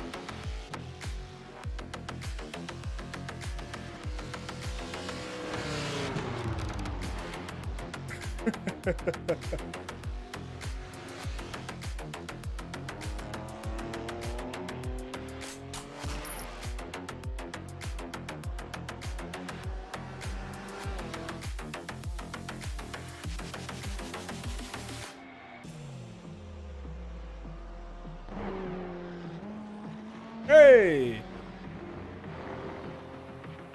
And, yeah.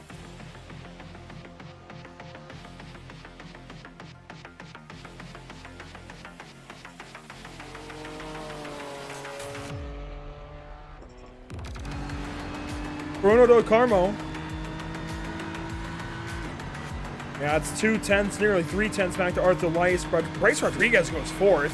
Bruno Del Carmo's fifth currently, 0.574 back of the pole. And Tony Kanaan over a second behind Gustavo that first lap, behind Rodrigo Lepre as well in the ninth position. So TK has got some work to do in qualifying at least, and hasn't really, when he's run here in NARL, he's never really qualified well, so he's gonna have to work on that.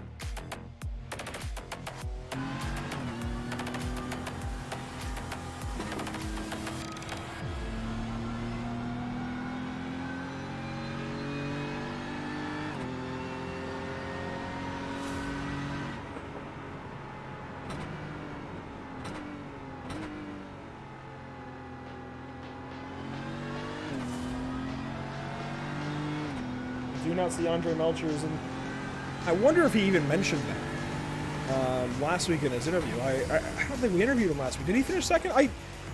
My memory sometimes escapes me, but no Andre Melchers means it's going to be a very, I think, black and white battle. Gustavo Ariel, Juan Buena, who finishes best, and sure there will be some other circumstances along with it, but it's, for the most part, who finishes higher.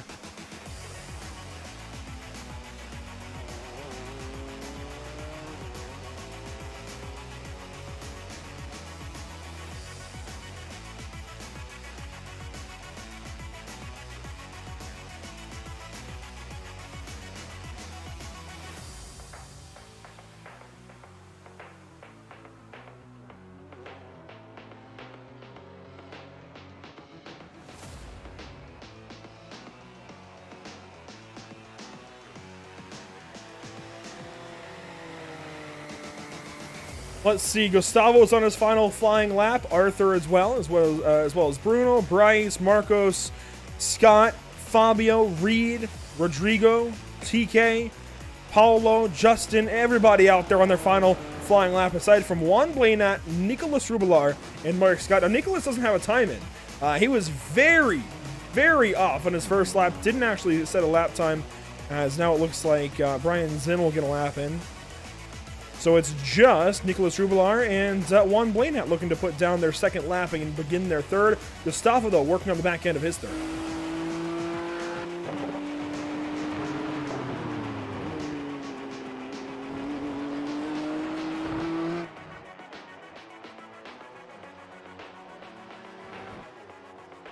Oh. Yeah, I think so. Galbraith up to ninth.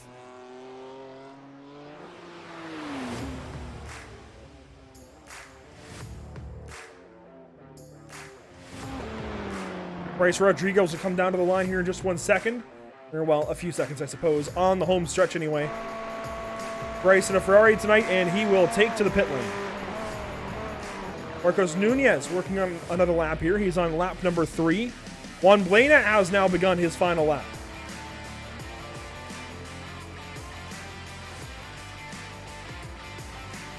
You know what? If I'm Juan here, throw the lap away. Arthur has no chance. Bruno has no lap. Has no chance. TK is not on the racetrack. Oh, that might be.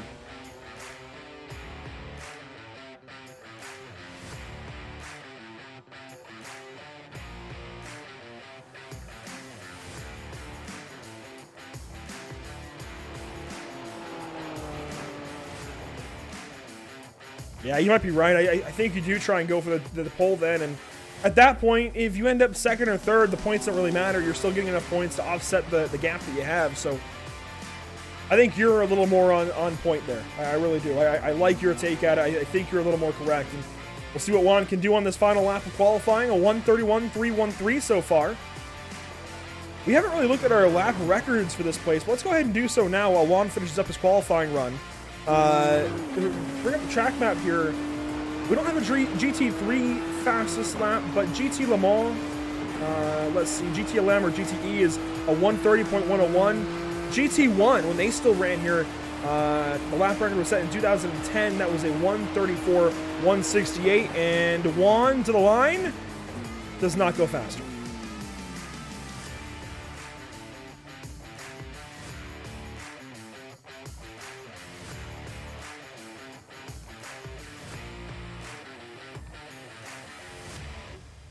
Down to 4.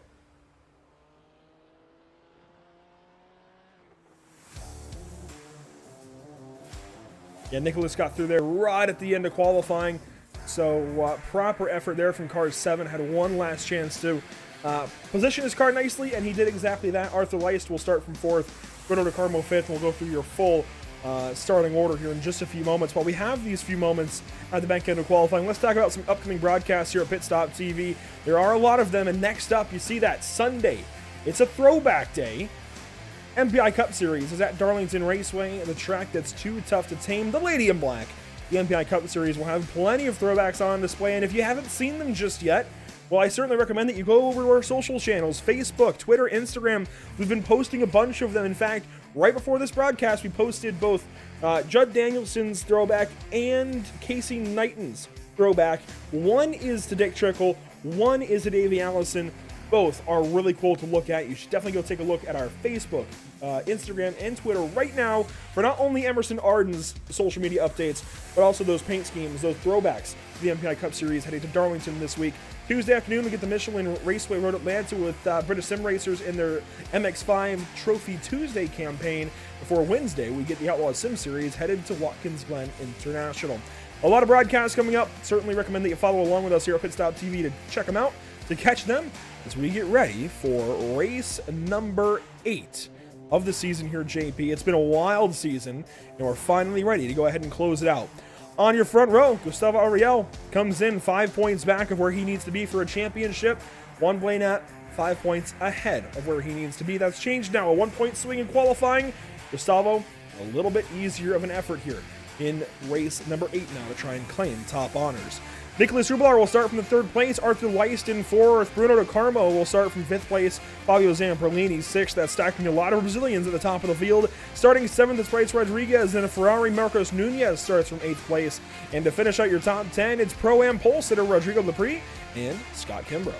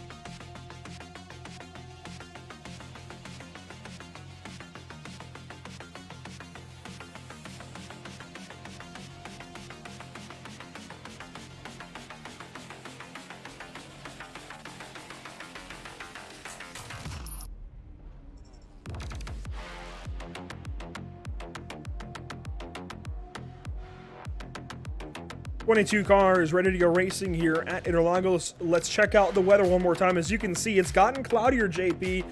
It's definitely gotten to the point where I think temperatures are going to be a little more safe for these guys.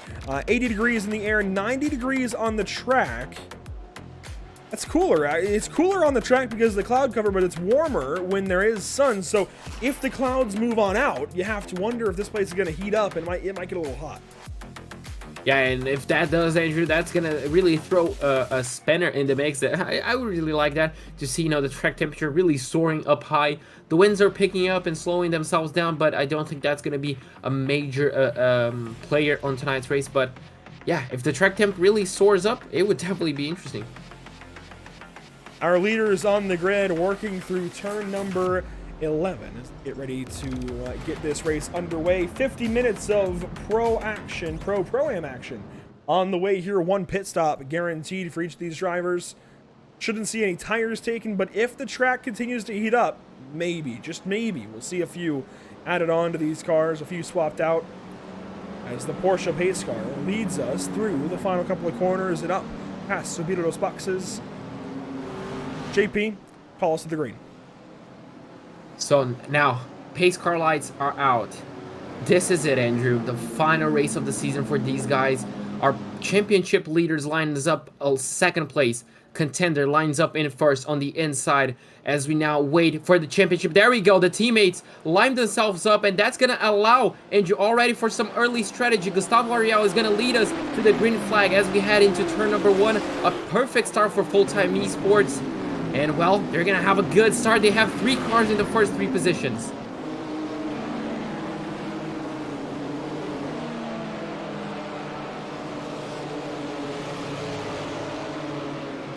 Out of Curva do Sol, already full-time esports controlling the top of the field.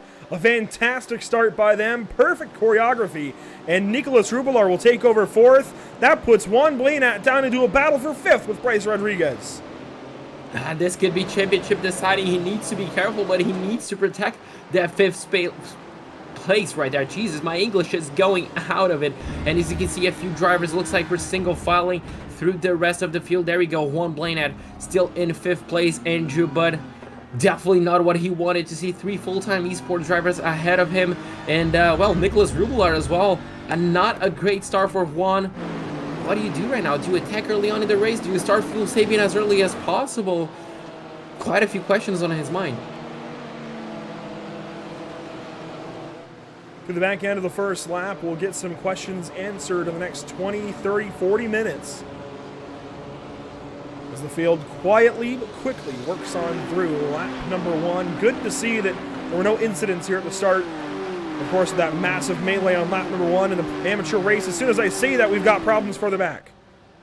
Looks like Mark Scott toes back to the pit lane, and Arthur Lice is going to lead lap 1 over his teammate Gustavo Ariel. I don't know if he knows this is not what you want to do. This is exactly what you want to do, Andrew. We don't want to lead.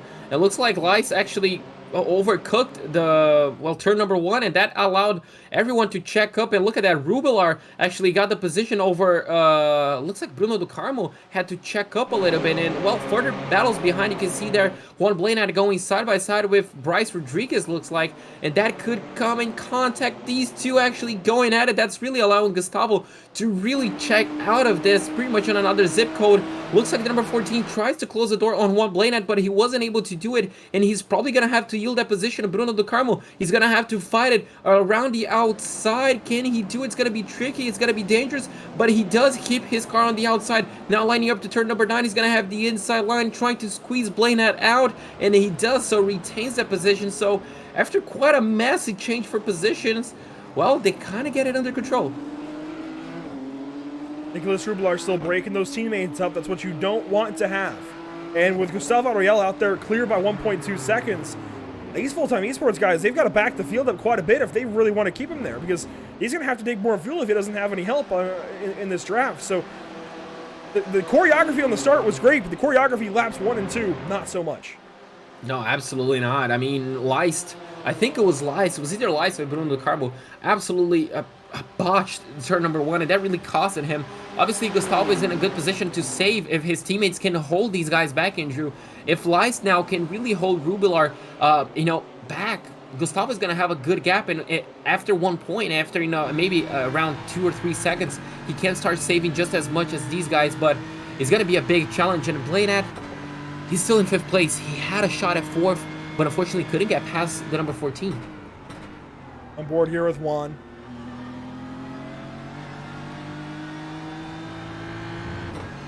He's just got to go past these guys. He's got to pass Bruno do Carmo and Arthur Lice if he wants to win this championship. I think that's just plain as day. He has to save as much fuel as he can, Andrew. I mean, at this point, he needs to turn that thirsty BMW into a very, very efficient 1-liter engine, pretty much. He just needs... I think he just needs to think about strategy at this point. Blanat does. And Lice, he just needs to back these guys off. He just needs to essentially allow his teammate to create the biggest gap possible at this stage. And he needs to save fuel himself as well, Andrew, because otherwise he's going to be out of contention, and he's going to be losing quite a few positions on the pit cycle. Look at this guy, Fabio Zamperlini, bit of a resurgence out of Fabio. I mean, no surprise that he would be a bit stronger here at Interlagos, but this is a very welcome sight to see car 37 doing a little better than he has all season long. Quite nice to see Fabio succeeding today. Arthur Lice, problems. He's on the pit lane. Ooh, maybe a penalty. Maybe jumping the start. Could be. Could he be? I doubt it, but I don't know what else this would be for. No. Well, he's coming down to the pit box. Huh. Could be a stop and hold. Oh, yeah, true. Very odd. Very odd. And this is really changing the entire course of the race. I mean, there's no way. Could he be taking fuel right now? I mean, if he's taking a stop and go, he might as well take fuel. But well, not even for that. Well, yeah, now he's going a little bit long. I was thinking maybe because, I mean, we've seen these guys go to 10 minutes to go in the race. Could they maybe try to go to 5? Well, if he did that, yeah, he's going to be essentially driving. I mean, he's going to have to fuel save a lot of fuel right now. But, I mean, I don't think that was an injury. And I wonder if he left qualifying fuel in the car. Could it be as well? Only a few laps. Maybe I'm not sure what else it could have been. It's tricky. And either way, Andrew, this just completely throws the full-time esports strategy on its head. Now, Blanat's still in 4th place, yes, but, I mean, one last car for him to essentially worry about. Much to the chagrin of Juan Blanat, because now Nicolas Rubelar can try and run down Gustavo Ariel. I think he might have a chance to do it. Gustavo's got to save fuel now, and Nicolas has had a little while to save behind Arthur. So, honestly, that just threw everything for full-time esports out the window. It's not completely game over for their choreography and their plans, but it's going to make it a lot more difficult as Gustavo is going to have to start thinking about saving fuel or over-fueling. One of the two. Yeah, I mean, just really now, I don't know what the strategy is going to be for Gustavo. In fairness, this is what Juan did last week, and he won. It worked. Yeah.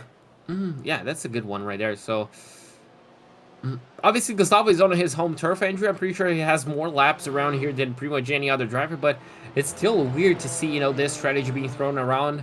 And, yeah, and in 2nd place is Nicolas Rubelar. Is not even his teammate, and he's pulling a gap, so the pace is definitely there. The question is he saving enough fuel? Is he treating the tires quite well? I'm pretty sure the answer to both of those questions is yes, but we can still speculate.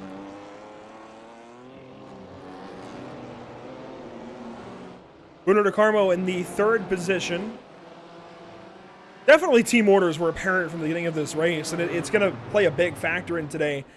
If you are Bruno, how hard do you fight Juan Blanat? I think positioning is one thing. Fighting is another. Andrew, we're gonna, if they do come to battle side by side, we're gonna elect yet another Minister of Defense. I can guarantee you that. This is gonna be just like Sergio Perez and Lewis Hamilton at Abu Dhabi.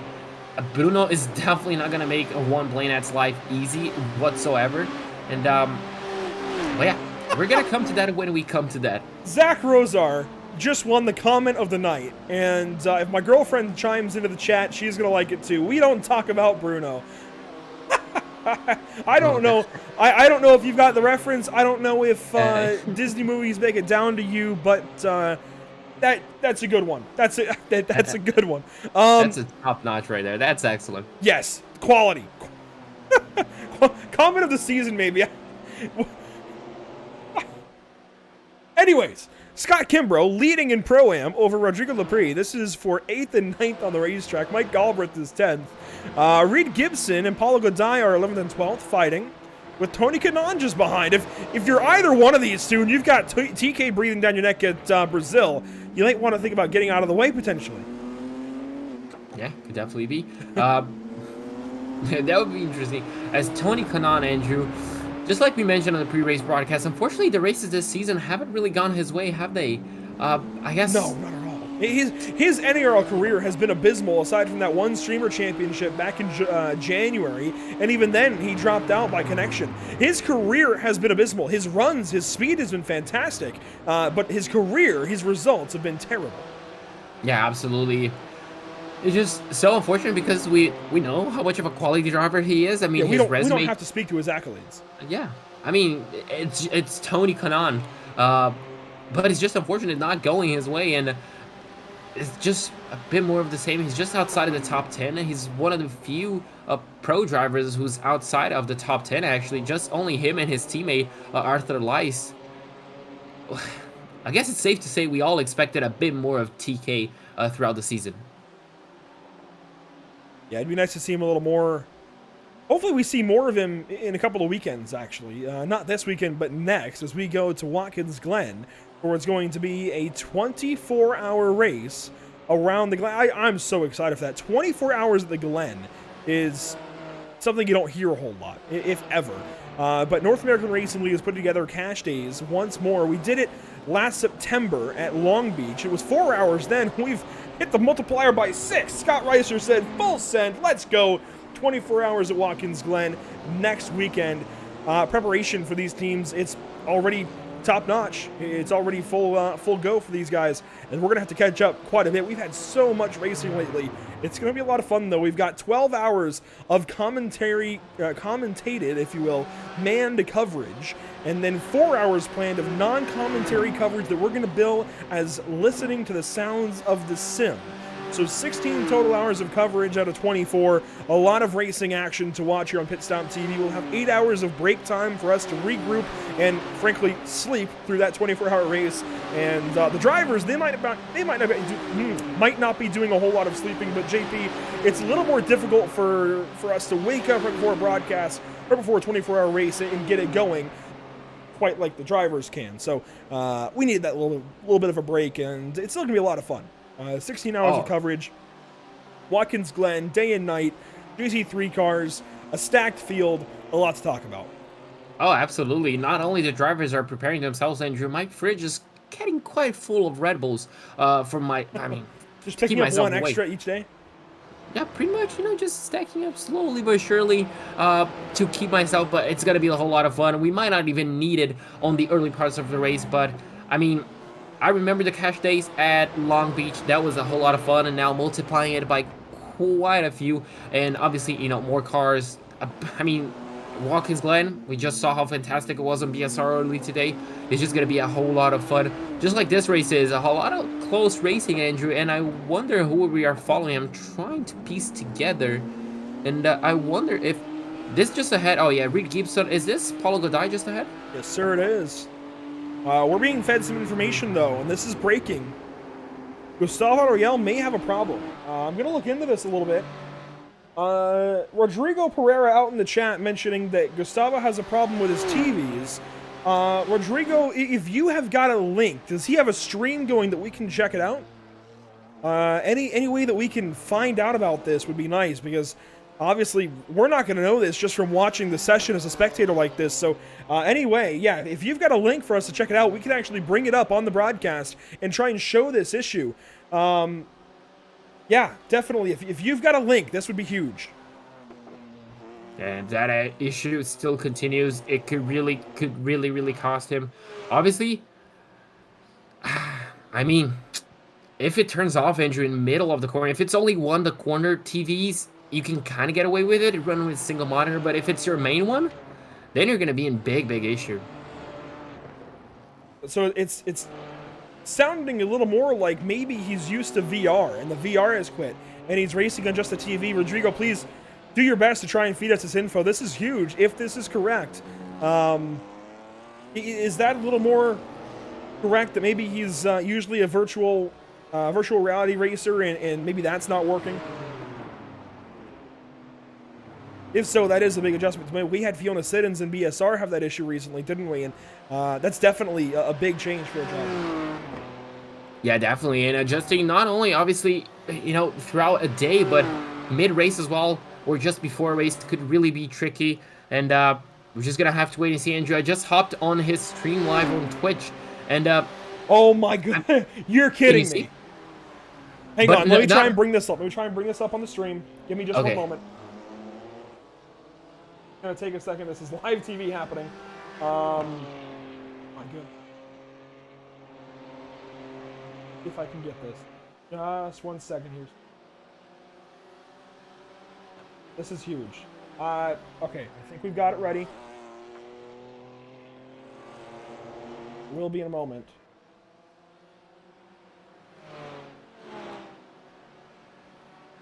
All right. Coming now. That black screen, JP. You want to explain what we're looking at there? So, I mean, I'm gonna take a wild guess. You're better than me at this, Andrew, but I think that's just, you know, the information stopped feeding through the screen. If it was a headset, I'm pretty sure it's just disconnected. But what I want to bring your attention, Andrew, he's running triple screens, right? The Yes. corner screen, we can see it's absolutely frozen. Yeah, so what it looks like is... Yeah, what it looks like is it's gone out of native triples, and it's now just a center monitor, yeah. The other two are frozen, so I'm not sure if the outside monitors have frozen in the sim, or if they've frozen, maybe it's, you know, reverted back to single monitor program and it's no longer sending iRacing and that's its background. I'm not totally certain there, but this is definitely big for a driver that usually is able to look at his other monitors and physically look to the apex. As a racing driver, your eyes dictate where you go. If you look to the apex, your car is going to go to the apex. If you're off in La La Land looking at the stands, well, guess what? Your car is not going to the apex. It just might go to the stands by vaulting up over the wall. So for Gustavo to not be able to look just that little bit extra left or right and be able to see the apex that he's turning in at, that's a big problem. Is contact in Interlagos. These two going after it. Bruno De Carmo and Nicholas Rubelar right in front of Juan Blanat. Oh, they are going at it, and you can see Juan may get the position over Bruno. They're going to go side by side once again, almost making contact. They do make contact. You can see a little bit of correction from the number 14, who almost gets into the back end of Nicholas Rubelar. Once again, they're going side by side through turns 9, and I'm pretty sure the number 14 is going to try to wash out a bit wide, and he does so. He clears Juan Blanat, and that's going to be, well, that's exactly what he needs to do, Andrew. But just as you mentioned, if you're just adapting from one screen to, well, from triple screen to one screen, that's going to be a huge. And I haven't raced quite a lot in iRacing. I've never raced on triple screens, but if both of your monitors disconnect, does the FOV get adjusted for one screen, or does it stay connected to the three? It should keep the FOV. It shouldn't change that because it's no longer registering the outside two monitors. So it should just register the one. But that is a bizarre issue, and he's no longer getting center monitor streamed to the feed. I mean, it's not affecting him much. He goes purple that lap. But it changes the way the source is in iRacing, or, well, in OBS, it's likely now gone from a game capture to maybe a windowed view. So there's a lot that's gone on and a lot that's changed with his program there for iRacing. And, well, clearly things are not working. So the stream just sees black. He's still seeing the track, thankfully. At first, I thought maybe the center monitor had gone dark and he was going off of just the outside monitors, in which case I would have been beyond impressed. I'm still impressed to a point that he's now without two monitors on the outside, but I'm going to be honest with you, I'm still a single monitor racer myself. I've got 4 monitors, but they're all different sides. It's definitely a miscellaneous broadcast setup, if you will. So, yeah, I feel some sympathy because it's not normal, but hey, single monitor, he'll be fine. Oh, absolutely. We hope so. Because currently the pace looks like he'll be fine. He'll be perfectly fine. I mean, he has increased the pace quite a bit, and it looks quite comfortable doing so. So, I mean, excellent job for him. As we cut back to TK, he's currently fighting with Mike Galbraith and Justin Tseng behind him. This is a battle for 12th place, and I don't think he's fuel saving quite a bit. He's in a position where he could attack down into turn number 1 if he wanted to. Yeah, TK gonna have an opportunity here after the Maradness BMW ahead. I think he's just biding his time. He's probably saving fuel just the same. We could see him go for a top 10, I think, by the end of this race. Maybe. As Rodrigo Laprise still works on Scott Kimbrough. This is for 8th on the racetrack. And guess what? This is the battle for the ProAM lead. Yes, it is. I do want to turn our attention, though, to Bruno De Carmo. He's getting close again into turn 4 to Cedro del Lago, and there's some right side damage on that 14. So a lot of development throughout the race as we hit 20 minutes elapsed here in about 50 more seconds. And you know what I think he might be doing, might he want to do? Maybe due to the issue, he might just want to get past Rubilar to maybe try to slow the pace just a little bit down to allow even a bigger breathing room to Gustavo. Could be the strategy. Not quite sure if it actually is or he just wants to get past Nicolas Rubilar, but I mean, if it is, it's definitely interesting. Consider the gap, though, from Gustavo back to Nicolas. This has definitely been everything Gustavo needs from that point of view. The choreography might not be right now with the full-time esports drivers, but the gap is, and the performance from Gustavo is, he's got nearly 4 seconds back to car number 7, and it's much further back to Juan Blanat. So at the very least, Gustavo is doing everything he can to ensure himself a win, even if he has to take extra fuel on his pit stop. And Juan is, I mean, he's not out of luck. He can still win this championship from where he is, but it's going to be a little more difficult as he is. He has the clutch in there, dives deeper into turn 1, and yes, Nicolas Rubilar has pitted. Yeah, Nicolas Rubilar gets out of this action, so it's just a battle between these two right now. And that means that Bruno De Carmo is going to have to punch a hole in the air. And you can see him going extremely defensive. Juan Blanat is going to have to go the long way around the outside, down into turn number 4 in the braking zone. Who goes deeper? It looks like the number 14 does so. And can the number 89 have anything to answer on the exit? Yes, he does. A little bit of a better exit. Bruno De Carmo holds it around the outside. This is the complete opposite of what I have seen, Andrew, on the previous laps. Juan Blanat, is he going to be trying to hold it around the outside? Yes, he does. Bruno tries to squeeze him out, and he does so. Juan cannot really force the move on the outside, and he's going to be stuck behind Bruno for at least a few more sectors. But this is a fantastic battle for position. Bruno doing everything he can to hold position. Now. Juan doing everything he can to get past, and yeah, as you mentioned, the gap, Andrew, 5 seconds already. This is huge. This is just about ensuring, and I think this is why Nicolas went ahead and pitted early. This is just about ensuring a victory for Gustavo. It's not over, and Nicolas pitting early, that is a big strategy move. I think Juan might want to consider pitting as soon as he can. Get out of the way, I guess out of the wake here of Bruno De Carmo. Bruno's only going to hold him up. He needs to get out from behind this 14 car ASAP. Yeah, and he's going to be trying to do it just right now. You can see once again on the outside, he needs to be brave. He needs to force Bruno down to the apex. He needs to hold it around turn number 2. He does so. Bruno needs to give him the gap. He does so. And they're going to go side by side, almost touching mirrors once again. But once again, the full-time esports driver can hold it around the outside. You can see Juan Blanat desperate, Andrew, to find a way past. And look, it's just bringing Fabio Zamperlini, it's bringing Nunez, it's bringing Rodriguez as well. You can see once again Juan Blanat tries to go around the outside, tries to get a better exit, but looks like this time Bruno De Carmo has it covered. The gap only increases, Andrew. The gap between Blanat and Zamperlini is coming down slowly but surely. This is going to get interesting. This is big. And honestly, Juan just needs to pit.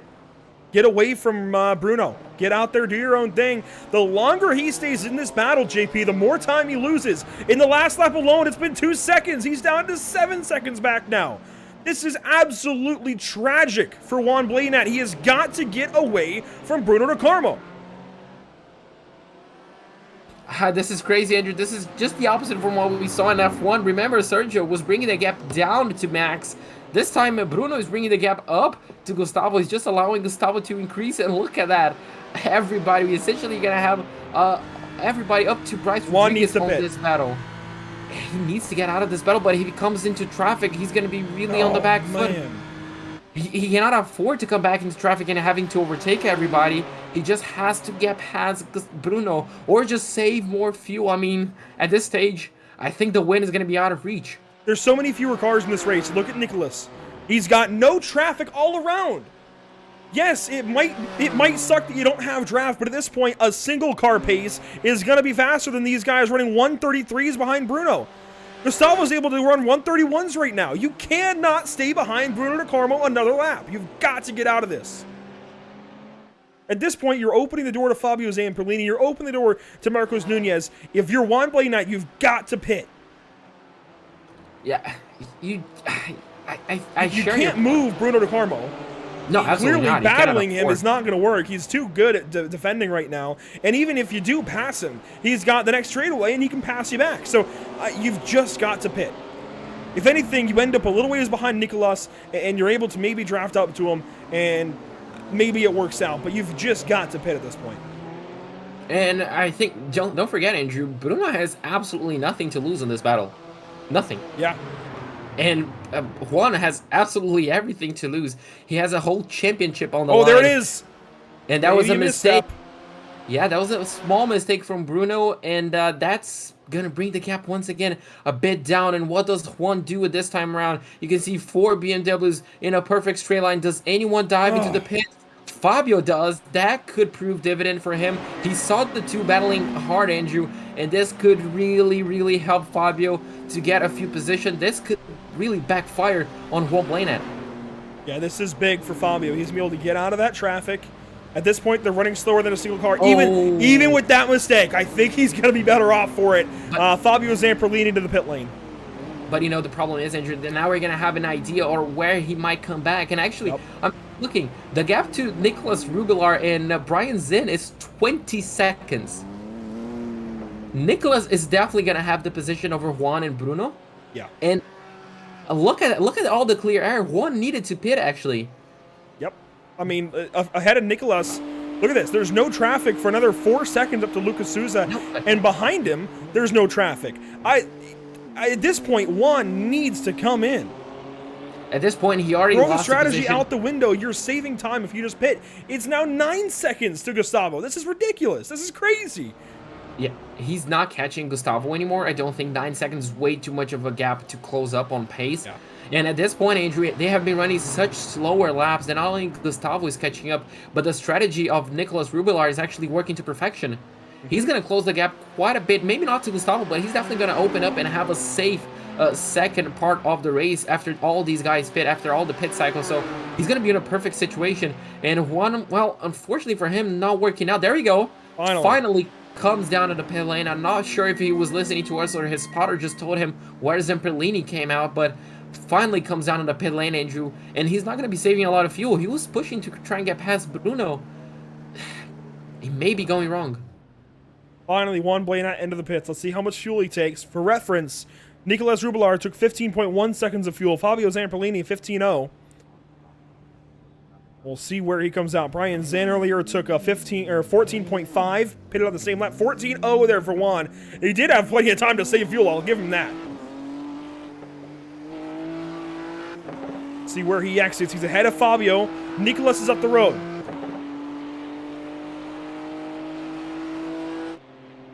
Well ahead of Fabio Zamperlini. Good pit stop from Juan Blanat. That's what he needed. Now, does Bruno De Carmo turn up the wick? Does he start running qualifying pace and try and stay ahead?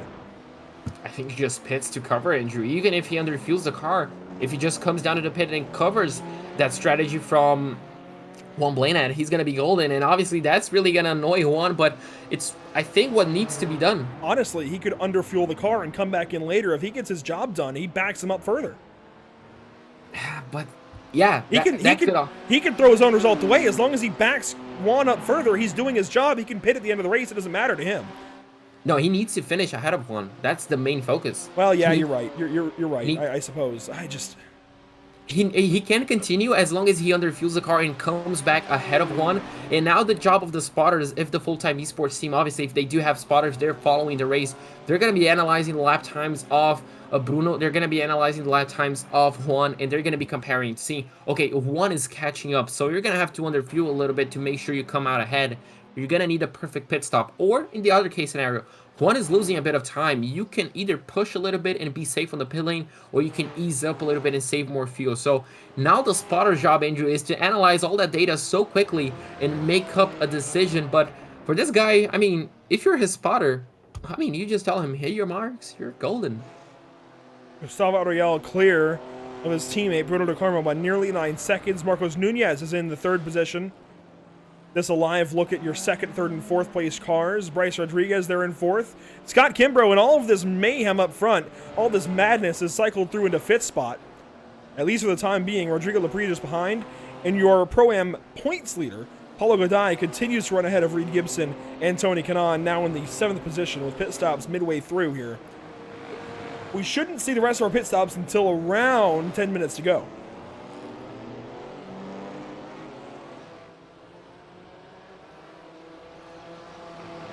While these guys do just run laps right now, a big shout out to our partners here with the North American Racing League, of course, RaceLab.app, Moradness, Tam Livery, JS Consulting, all doing so much for this series.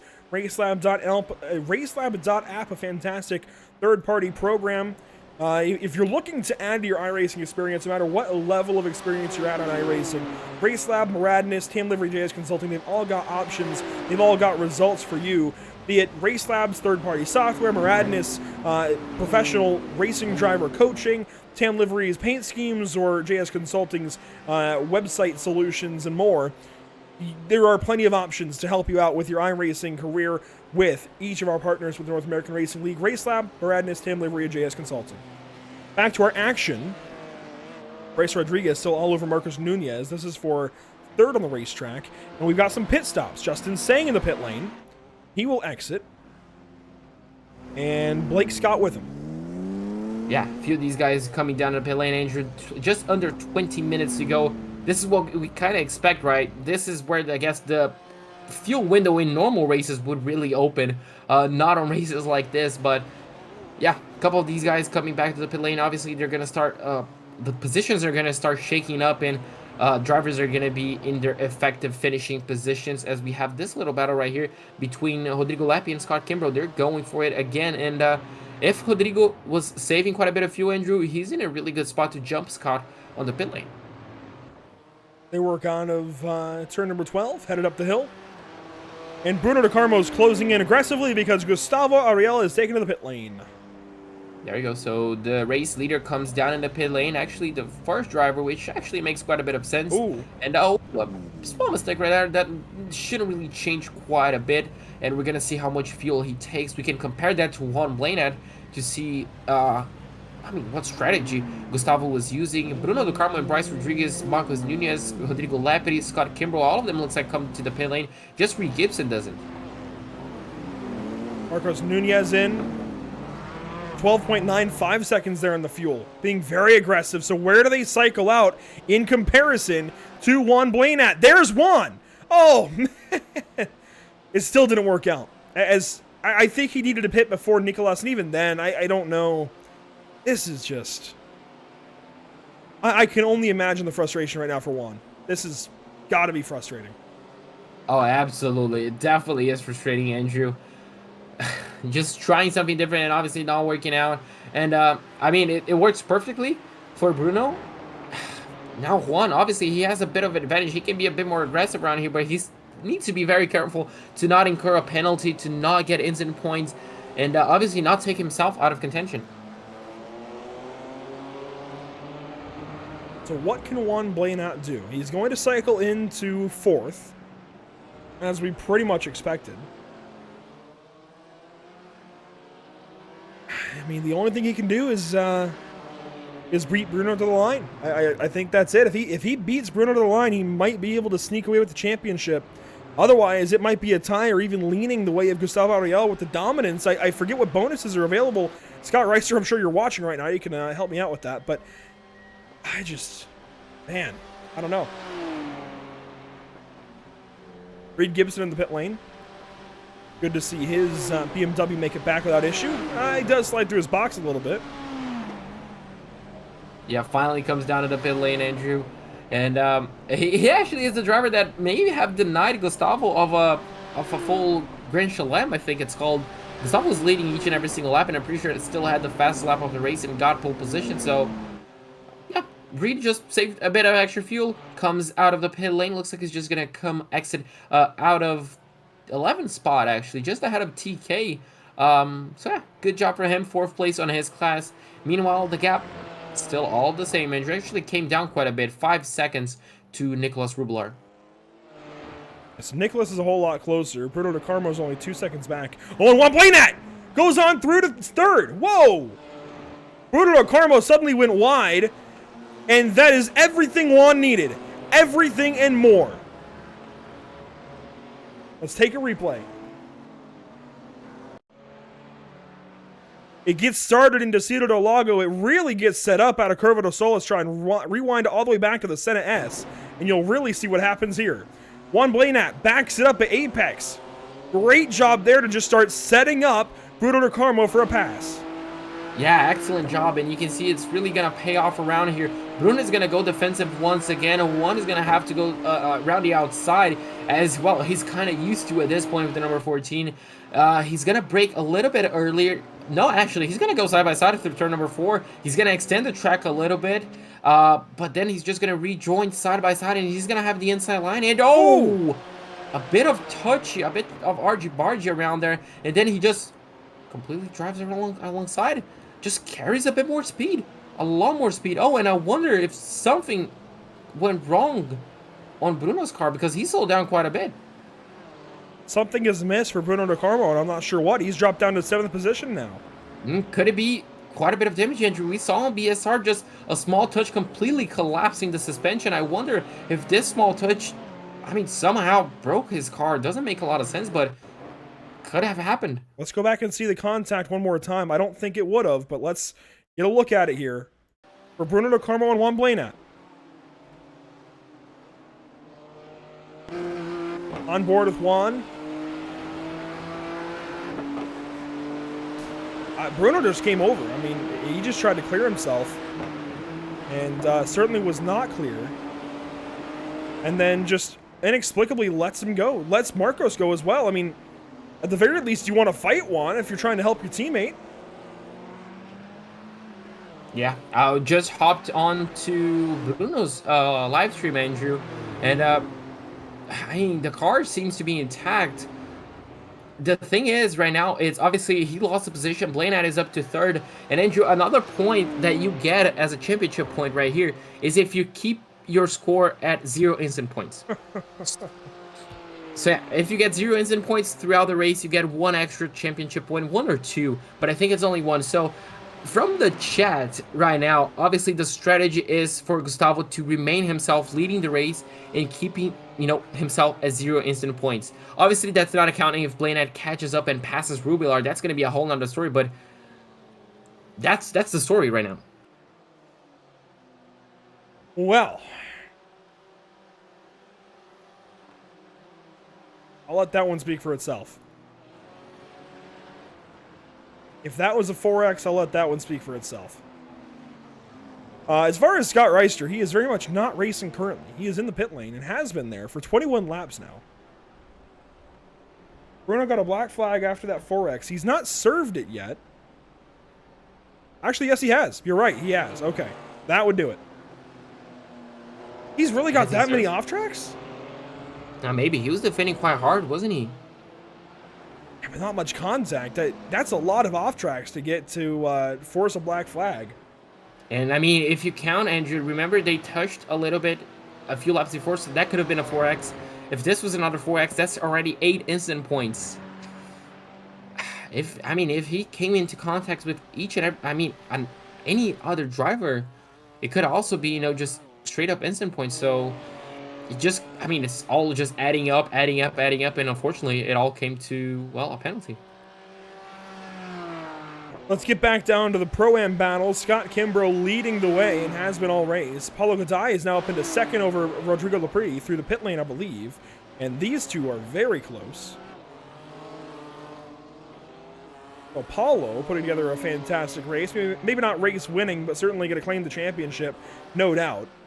I don't think that doubt was ever in our minds tonight. In fact, it would not have been possible for him to lose the championship. So at the drop of the green flag, technically, he clinched the championship. We can go ahead and ring the bell now for Paulo Goday. Car 193, he's got it. Yeah, absolutely. Absolutely, Andrew. He has just been on point so far. He's just running his own race. He was fastest in practice, if I'm not mistaken, but unfortunately couldn't translate that pace into qualifying in the race. But he's doing a solid race. He's just around there. He's less than 3 seconds away from Scott Kimbrough. And I think we need to mention Scott as well. I mean, would you bet against any other Brazilians to win tonight's race, especially one that's going to be crowned the champion of the Pro-Am class? I'm very impressed with Scott Kimbrough. Very impressed.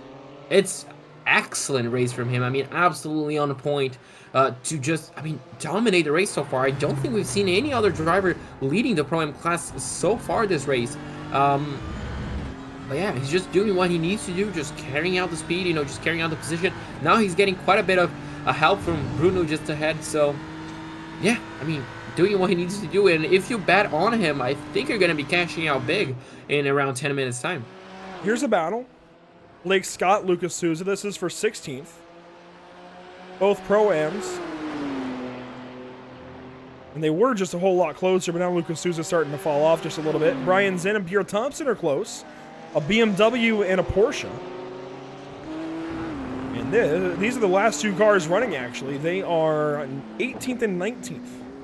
Arthur Lice, Scott Reister, Mark Scott have parked it. And you know the funny thing? The BMW is actually running the Porsche Le Mans paint scheme in 2018. So yeah, there you go. You got quite a bit of comparison between the two cars. But yeah, two completely different cars, Andrew. You can't even see from the height of that BMW. But nice to see them both running really close, even though they're the last two cars running, as you mentioned. Working through the middle sections of the course here, Tony Kanaan still trailing Reed Gibson. I had theorized earlier that maybe TK could get up into a top 10. Now it's not looking quite that way. He is solidly 12th, and he's got work to do if he wants to get up into the top 10. Trailing Reed Gibson by a little under a second, and Reed Gibson by a little over a second. And Gustavo goes purple again. I mean, he doesn't really care about, looks like just going it safe on the final few laps, does he? I mean, if I was going for the fastest lap of the race, I mean, if I was leading the race and I knew I had to come with 0 incident points, Andrew, the last thing I would possibly do is go for the fastest lap. But I guess that's why I don't have near 10,000 I rating like he does. But, I mean, absolutely on point his race as well. I mean, created the gap when he needed to, obviously got help from his teammate, but even if it wasn't for the help, Andrew, I feel like that gap would have increased naturally. So Juan Blanat not really able to do a whole lot at this point in the race. Let's go on board here. He's chasing Nicolas Rubilar, and if he can catch car 7, maybe he hangs on to the championship here. It's going to be very close without. Yeah, this is going to be really, really close.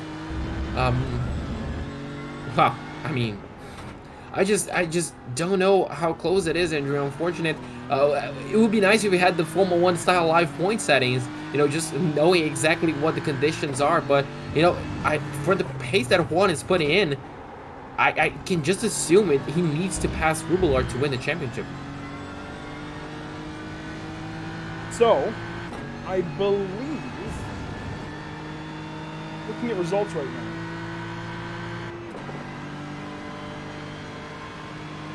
I believe it's 48 for second, and 47 for third, and 50 for the win.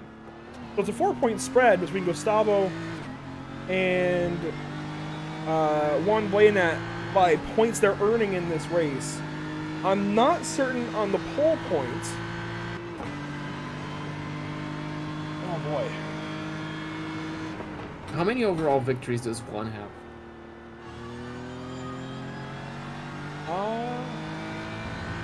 Last week at VIR, Zolder, Red Bull Ring.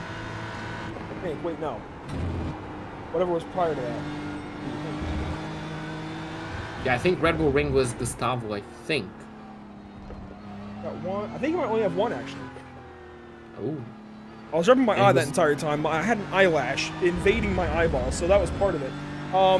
But I believe he's actually only got one from VIR last week. And Gustavo has at least Gustavo... one. He won a Red Bull Ring, as far as I remember. He's got one. That was in race number 4. It was Andre at Red Bull. Oh, okay. Gustavo's only won one race. Juan has only won one race. So the tiebreaker between wins would come down to Gustavo at this point with the win tonight. Man, again, it goes purple. I mean, where is he finding all this space? Well, it's the shedded weight from his other two monitors right now. So I'm going to go back, actually, and go back, if I can, to, like, race 1, and see if I can't figure out how we're looking as far as points earned. The points, like, I guess format has not changed much. Yeah, I believe it's 48 or 49 for second. I'm trying to confirm. I'm trying desperately to confirm. Stand by.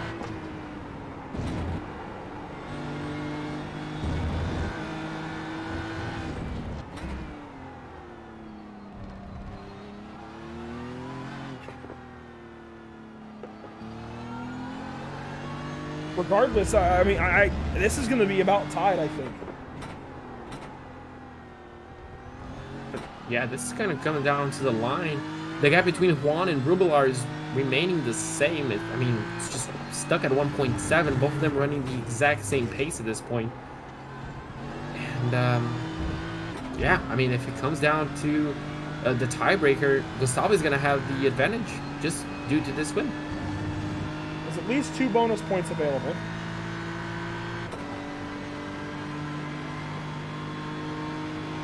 I believe it's 50 for the win, 48 for second, 47 for third. So Juan currently is 3 points down just by race points. It's difficult to theorize as far as bonus points, but I believe pole and a 0x give you 2. And that would do it for Gustavo. That would put him ahead by 1 point. If it's just pole, I believe they're tied. The tiebreaker of wins goes to Gustavo. And if the tiebreaker is something else, then it could go to Juan. It's so tough to say right now. I don't want to speak too officially, but as they stand, not knowing how many actually hang on. Let me go back over to Twitch. This will tell me. I see 0 incidents for Gustavo currently. Yeah. I think he's 1 point ahead. How about at a championship coming down to a point? Maybe. Hang on. I'm trying to think, actually. 52 to 47? No, that's tied. Where is my brain awry here? So it would be a 3-point spread. The pole would be a point. Yeah, they might be tied, actually. In which case, still, Gustavo gets the tiebreaker. I think. the games they've played today. This is incredible. So, for a recap, now that I've gone through my thinking, so what we believe is the case is that Gustavo Ariel has a max points tonight of 52 points. We believe Juan Blanat should earn 47 tonight.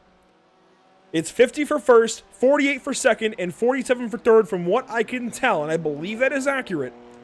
It's a bonus point, I believe, for pole, and a bonus point, I believe, for a 0x. That's 52. So 50 plus 2 was 52. That is a 5-point spread over Nicolas Rubilar, or over rather Juan Blanat, which is exactly what he needs to even the standings. That then goes down to what we would assume would be a tiebreaker between wins. That's usually what happens in that case, as I'm sure a lot of you guys watching are aware, and in most motorsport, I think that's usually what it comes down to. That would go the way of Gustavo tonight with this second win of the season. I believe this is only his second win. So this is very much coming down to a tiebreaker scenario between these two. The way Full-Time Esports has run this race, this is insane. This is absolutely insane, Andrew. I'm just following live, trying to figure out what exactly has happened. And, I mean, it's just coming down to the final few laps of the race. And, I don't know. I don't know how this is going to go. I saw a bunch of people commenting on Tony's stream. And I wondered, did Gustavo get us an instant point on these final few laps? And to be clear, I'm not clear on the bonus points. It could be for a fastest lap, it could be whatever, and it might even be one for the fastest lap. I'm not perfectly clear on that. So I don't want you to take my word as absolute. Aha. 2 points for 0x, 2 points for top qualifier. If that's accurate, and again, we have to get clarification from Scott Rice with how close this is going to be. If that's accurate, I mean, that's far and away. Gustavo's got the championship. And oh, look at this! Oh! Was that contact? Pierre Thompson and Brian Zinn have an incident in turn 7. I think he got by fine, but certainly a scare. I think that was a 0x. Wow. Thank you, Arcus. There's only so much I can do with everything I have going on. There's only so many resources I can exhaust. We'll wait for official confirmation regardless of the points count, because drops are going to change things. And that's what I'm scared of. I don't think the drops are going to change. I don't see why they would, but I don't want to speak officially until it's official, until I get word. There's one thing I have to focus on, and that's a broadcast. I don't want to speak too officially on points that I'm not in control of as we take the white flag presented by Whiplash Simcams. The final lap for Gustavo the final lap to drive. He drove perfectly for the last 48 minutes, 49 minutes. He just needs to do it once more, Andrew. He can even take it very, very safe. He has a 4.3 second gap. And Juan Blanat, unfortunately, it looks like he's not going to be able to catch up to Nicholas Rubilar. That gap is still around 1 point. Actually, it came down to 1.4 seconds. As you can see, the number 23, it looks like he was taking in a bit of fuel. And that's going to give Bruno another position. But yeah, tonight, it was the night, Andrew. It was all that mattered. Gustavo needed to win and needed to take pole and needed to have a clean race. That's exactly what he did. Blanat, unfortunately, looks like might just come up short. Obviously, keyword might. Meanwhile, Paulo Goday further behind us. There's this battle behind him. Paulo is going to come away with the Pro-Am win. Well, the Pro-Am Championship anyway. Scott Kimbrough is going to win in Pro-Am competition as long as everything holds, and Paulo Goday will certainly win in this championship. It was never really in doubt. As Gustavo Ariel works around Yungsao, is that correct? Yungsao, close enough. As car 15 will get back on the throttle for the final time this season, and he will drive himself, JP, to a checkered flag. Call us to the finish. Absolutely. Tudo que ele precisava fazer, conseguiu, liderou todas as voltas, quase todas as voltas, volta mais rápida, uma corrida limpa, pole position. Gustavo Ariel, número 15, vem para ganhar no Brasil, fez tudo que deveria. Now, Andrew, we wait for the stewards, we wait for the confirmation. Nicholas Rubilar is going to come home in second place, Juan Blanat is going to come home in third, and now, Andrew, we played a daring waiting game. Now we're going to have quite a bit of waiting to go. Obviously, Paulo Goday também, como ele pediu para falar em português para ele, aqui estou para liderar o campeonato, para liderar a última curva, veio para a linha de chegada para ganhar o campeonato Pro-Am da NARL. Que corrida que ele fez, que campeonato que ele fez. Dominou, ganhou. Meus parabéns, Paulo. There we go. Thank you very much, Andrew, for the spot. Paulo Goday comes across and takes Pro-Am Championship honors, second in class in the race. Blake Scott will be the final car to the start-finish line to end our season. And the season, on the track at least, is official. Now, what happens with results, we cannot guarantee, as Tony Kanaan gets relegated to a 17th place finish. I believe he took an incident penalty there on the final lap and is now credited with 17th as opposed to 13th. That promotes everybody behind him, of course, up one position, at least to the back end of the lead lap. And we believe that Gustavo is your champion, but we do not have official word. We do not want to give official word or any word until we know. And we just want to make that clear. Gustavo won tonight. He should be the champion by our unofficial count. But we do not want to make any assumptions. Let's go ahead and at least, though, JP, go through our race results. Absolutely. Gustavo Ariel, the number 15, takes victory at Interlagos ahead of the number 7 of Nicholas Rubilar. Juan Blanat, the championship leader, coming up to Interlagos, finishes in third place and ahead of Bryce Rodriguez in fourth. A 9-second gap between them, Andrew. Quite a big gap between the top 3 and 4th place. Fabio Zamperlini, a good race from him, is going to finish in the 5th place ahead of the number 14 of Bruno Ducarmo. Marcos Nunez is going to finish in 7th place after a late pit stop to put a bit more fuel in his car. Scott Kimbrough is going to win the Pro-Am class ahead of the Pro-Am champion Paulo Goday. And 10th place, we're going to have the number 182 of Rodrigo Lepre. I have official word from Scott Reister, the man himself. Gustavo is your champion. There we go. Now, on the stream, he was celebrating quite a bit. As you mentioned, we are not going to give the official word, but There we go. We have the confirmation. What a drive from the number 15. Finishing 11th tonight, Reed Gibson in car 112 over Mike Galbraith and John Sedlak. Justin Sangos 14th, Lucas Souza 15th. Blake Scott 16th and Tony Kanaan relegated to 17th position there at the end. Brian Zinn and Pierre Thompson go one lap down. Arthur Leist finishes, is credited with 28th after not finishing this evening, and only 2 cars remain, Scott Reister and Mark Scott. So JP, tell the world in Portuguese, Gustavo is your champion per official word from Scott Reister. Então, gente, para todos vocês que estavam esperando a palavra oficial, Scott Reister definiu, né, com toda a contagem dos pontos, que o Gustavo Ariel acabou ganhando o campeonato da NARL. Alguns pontos, a diferença não foi grande, mas ele é o grande campeão. Bravo, Gustavo. That's all I have to say. Bravo, Full-Time Esports, really. Fantastic work. They did everything they had to do. They understood the assignment this evening. They did everything they had to do, JP. They put Gustavo first. They put Juan far enough down to make the difference.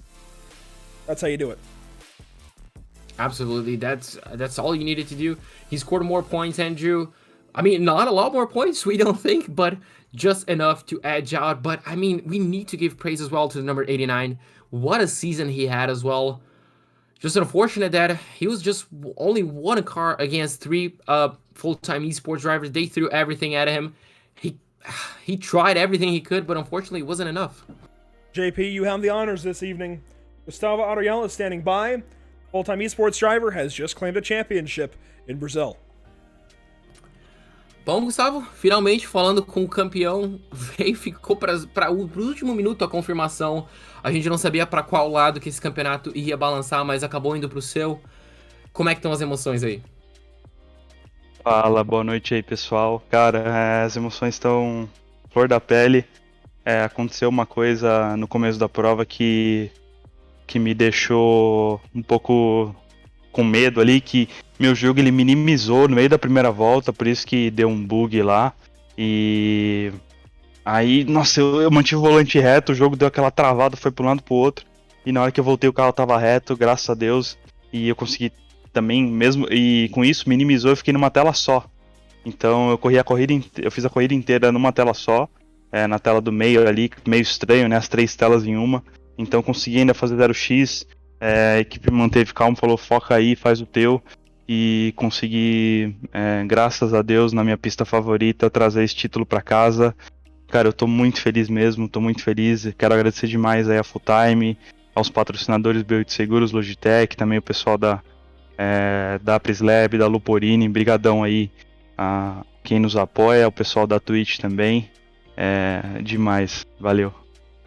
Com certeza, e vindo para essa corrida, como é que foi o preparo, como é que foi toda essa preparação, todo o treino, acho que até o psicológico para aguentar tudo que veio acontecer no campeonato, para tudo vir para a última corrida? Então, isso é muito interessante porque a preparação, como é minha pista favorita, né, e a gente é brasileiro, os parceiros de equipe, é um pouco mais tranquilo pra gente entrar no ritmo, né, da coisa. Então, a gente conseguiu fazer bastante treino ontem, hoje também antes da corrida abri 2, 3 servidores ali pra gente pegar a mão, né, mas como o setup é fixo, a gente só afinou a guiada e veio pra cima aqui. Então, foi maravilhoso, foi uma coisa assim que a gente sabia exatamente o que tinha que fazer, né? Sabia a posição que tinha que chegar, né? Como é que ia ter que ser o ritmo da corrida para poder ser campeão. 0x eu achei que ia ser impossível de fazer, e nas condições que a gente estava, com uma tela só ainda, consegui fazer 0x, ganhar a corrida, então maravilhoso, e eu tô muito feliz. E qual que foi a estratégia de botar volta mais rápida atrás de volta mais rápida, mesmo sabendo que você precisava desse 0x? Eu mencionei que eu, na minha sã consciência, nunca ia tentar fazer isso, mas você parecia só se sentir confortável fazendo isso. Então, como é uma pista assim que eu me sinto muito confortável, muito bem, pra mim foi tranquilo, sabe? Se eu aliviasse o ritmo, ia ser pior pra mim, sabe? Se eu aliviasse o ritmo, eu ia desconcentrar, ia poder dar um incidente, entendeu? Então, quando eu me senti depois mais ou menos do pit stop ali, a partir, sei lá, da 10ª volta eu me senti muito confortável, né? Baixou os ânimos ali do que aconteceu no começo. Eu consegui focar bastante e eu cuidei nas curvas que eram mais prováveis de dar off-track, né? No lago ali na junção. E o resto ali consegui encaixar bons setores. Não sei se eu fiz a volta mais rápida da corrida, tanto que eu fiquei até sem o caps, né? Porque eu tirei, eu peguei o mouse aqui no meio da reta na 5ª volta e tirei o caps porque tava travando meu jogo. Meu simulador, né? Então consegui, não sei como, tirar forças para poder fazer volta mais rápida, de volta mais rápida, em condições desfavoráveis aqui. Tanto que a live na Twitch ficou preta, né? Que uma tela só não aparecia. E o pessoal ficou até o fim, então com emoção foi essa. Com certeza. E agora eu vou deixar tu aproveitar toda essa emoção, deixar você curtir com seus companheiros de equipe. E vou desejar aqui meus parabéns novamente ao mais novo campeão da NARL. Obrigado, eu quero agradecer aí todo mundo da equipe, né? O Barreto, o Tony, o Bruno do Carmo, o Arthur Leite, o Pedro Moura, nosso engenheiro. Todo mundo que se esforça pra gente poder alcançar os nossos resultados, né? O Gui da B8 Seguros, o pessoal da Logitech, novamente, né, falando. Então, também quero agradecer o pessoal aí em inglês, né? So, thank you all guys. Thanks so much for letting me race here. So, I don't talk English so much, but yeah, I'm really, really happy and hope racing the next championship too. So thank you everyone and good night. Absolutely. And Andrew, well, that was our champion. Quite a long interview, but quite a lot to take away. Obviously, I guess the big point was the issue you mentioned that I guess everybody mentioned at the beginning of the race for Gustavo. What happened is, well, his sim just decided to, just minimize. Mid-race, he just said he held on the steering wheel just pretty much straight and pretty much just sprayed, and then he was able to get it back. Obviously, just one screen instead of 3, and just focused back on the race. Obviously, he mentioned that the nerves were quite, on his skin after the incident, as I think everybody would, but after the pit stops he was just able to get back on the rhythm, and that's why we saw him posting fastest lap after fastest lap of the race. He was just on his own, he was on his element, and he did an excellent job. He said if he backed off a little bit to go safe, he was probably gonna make a mistake, and who knows, maybe get that incident points. Talking about practice, he mentioned just by being Brazil, obviously it's a bit of a natural track for us. He raced here in real life, and he did so on the sim as well, practicing yesterday and today as well, just put in a whole lot of laps trying to simulate each and every single scenario, and he did so. And that's pretty much it. He's extremely happy with the result. You could see him from the stream. He was just celebrating. Now I'm pretty sure he's going to be celebrating even harder. But yeah, a well-deserved championship for him. I mean, a fantastic race. We'll move things on down the line to Scott Kimbrough, who takes a win tonight, a race win in Pro-Am. And Scott, it's got to feel pretty good, at least to end this season on a high note. Not what you wanted as far as the championship goes, but to leave Brazil a race winner over some Brazilians, it's got to feel great. Hey guys, how you doing? Yep, it sure does, especially not only to beat all those guys that are really, really fast, but for my own benefit, just feeling like I did a good job at a track that I'm generally not very good at. So pretty happy about that, and I came prepared with a fork and a plate so I could eat my words that I told you from last week, because it was pretty unexpected for sure. Seems like you're regularly talking to us now as a Pro-Am driver. Does this mean a pro campaign's on the way? Absolutely not. I just told Scott Reisker that I'd be headed into retirement before you see me hit the pro level. Probably not. I'd love to get faster, and as long as I can keep pushing myself, that's all I can ask for. And no matter whether I win, lose, or draw, I'm happy as can be to have a great group of guys with the Empire group to race with and have a great time here on iRacing with. So I do want to say thank you to Scott, the whole group at NARL, for doing a great job with this series and making it something that's really enjoyable to be a part of, and thank all of you guys at PitStop for the incredible broadcast. It's been a fun season. I'm looking forward to the Watkins Glen 24. Speaking of, Scott, we'll see you there. Thanks so much for your time. Congratulations on a season well done. A win tonight. We'll talk to you more, I think, for our 24 next weekend, May the 14th to 15th. We'll see you at Watkins Glen, buddy. Thanks very much, guys. We'll get Scott Kimbrough on his way. Let him enjoy his evening. We'll talk to him more in a couple of weekends. But for now, JP, Paulo Godoy, next up, just won a championship in ProAM. He's got to be feeling good. Então, Paulo, falando de acabei de terminar de falar com o Gustavo, que foi campeão na Pro. Você foi campeão na ProAM. Você já veio para a corrida hoje como campeão. Muito difícil ter perdido o campeonato, mas isso afetou de algum jeito a tua corrida hoje? Boa noite, João. Boa noite a todo mundo que tá na cabine. Verdade, a gente já veio para Interlagos definida. Na última etapa a gente conseguiu pontuar bastante para que mesmo que a gente tivesse um abandono aqui hoje, fosse possível o campeonato. Mas isso não define a corrida de forma nenhuma. Hoje eu vim com a cabeça de mesmo assim disputar normal, mostrar ritmo, tentar. Por mais que Interlagos seja a pista da nossa casa, digamos aqui, não é uma pista que eu me sinto muito confortável, né? Sei, conheço, mas ainda não me sinto 100% confortável no pace, mas deu para tirar esse resultado mesmo assim.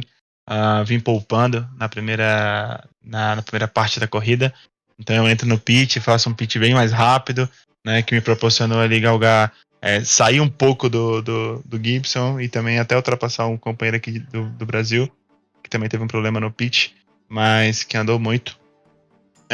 Mas é isso, eu acho que é uma corrida, depois que eu percebi que já começou todo mundo ficar no mesmo pace, fazer os trenzinhos ali, né? Então a ideia era só manter o ritmo e trazer o carro para casa, já na cabeça que independente do resultado a gente tinha esse campeonato pra gente hoje. E, obviamente, com esse campeonato, quão difícil foi? Você já veio como campeão, mas quão emocionante foi as últimas voltas sabendo que o campeonato estava acabando e você ia ser o campeão? Isso aí é a parte mais bacana da coisa, né? Eu me lembro como se fosse hoje, eu vendo o Fabio Zamperlini correndo aqui e eu de fora, né? Curtindo o campeonato pelas transmissões, né? Curtindo o campeonato por ele. E aí eu venho, participo, né? Entro, vou lá na Porsche Cup, consigo bons resultados também. Venho aqui na GT3, cara, um grid incrível, né? Um grid que toda etapa tem uma surpresa, digamos assim. Tem alguém que tá rápido, tem alguém que tá fora da curva e a gente tem que remar, tem que treinar, tem que fazer de tudo para conseguir resultado. De longe não foi fácil, foi até difícil para mim, né? Dividir o tempo ali com a Porsche Cup e tal. A gente corre também os campeonatos aqui dentro do Brasil. Então, cara, gratificante demais, né? O tempo que eu tô evoluindo aqui dentro do simulador e conseguindo mostrar resultado na pista, mas foi muito top. Terminar esse campeonato e terminar dentro de Interlagos também é um presente. Com certeza. E a última pergunta, o que a gente pode esperar de você agora? Uma promoção pro Pro? Podemos te esperar na próxima temporada? Sim, acredito que sim, né? Agora a próxima temporada a gente já não é mais Hulk aqui, né? Então a gente vai cair lá na Pro.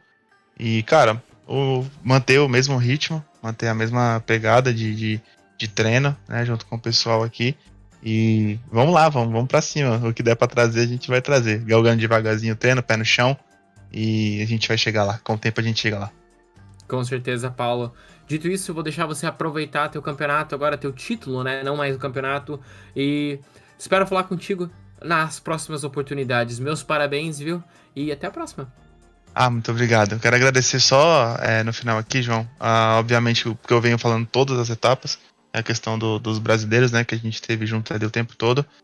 Eu quero agradecer também a equipe, a Brad King, meu novo parceiro, a KTF, e que tem nos apoiado aí. Sem eles, obviamente, não tem como estar aqui correndo, tá? Obrigado pela parceria, obrigado pelos patrocínios, pela força aí que estão sempre dando, e todos os brasileiros que deram tudo aqui pra estar representando o Brasil no meio de um grid tão violento como esse. Obrigado. Com certeza. So, Andrew, that was Paulo, that was our Pro-Am champion, and obviously, he mentioned about the race, he mentioned even though it's his home track, he doesn't feel 100% comfortable, which, to be honest, I got quite surprised when I heard that, but, each and every single driver has their own preferences, but he said he wasn't really comfortable. He tried to keep up a good pace, and he did so, saving up quite a bit of fuel on the first stint just to be comfortable. On the second one, he passed Reed Gibson, and as soon as he realized, everybody was on the same pace, that was it. He just decided to bring the car home. No point in risking whatsoever, and that was pretty much it. On the final few laps, I asked him, how did it feel knowing you were the champion, and he mentioned that he remembers watching us cover Fabio's championship. He remembered watching, and now obviously he's on the shoes to become the Pro-Am champion. So that was a fun little thing to hear. And yeah, now he's obviously going for Pro next season, and he's pretty much excited for the new opportunities. And I mean, he should be. What a fantastic championship he put in on both the both the Porsche Cup and the GT3 season, and obviously becoming champion here. There's a lot of comments, a lot of opinions certainly out in the YouTube chat, and I don't want to discredit anybody's thoughts. I don't want to discredit anybody's feelings about this championship, but I think the one point that needs to ring true for everybody is, by the rules with this North American Racing League, Gustavo Ariel and Full-Time Esports win the championship. That's really all there is to it. And I can certainly understand the frustration for Juan Blanat on behalf of Juan Blanat I don't want to use this term because it comes with such negative connotations, JP, but team orders, such obvious team orders. That said, it's perfectly, from what we can tell, perfectly allowable. I mean, it is what it is, as many people have said in the chat, and let's just try and keep it civil, guys, in this discussion, and whether it be in our YouTube chat or any other medium, let's just try and keep it civil, because we're all here on a simulator having fun.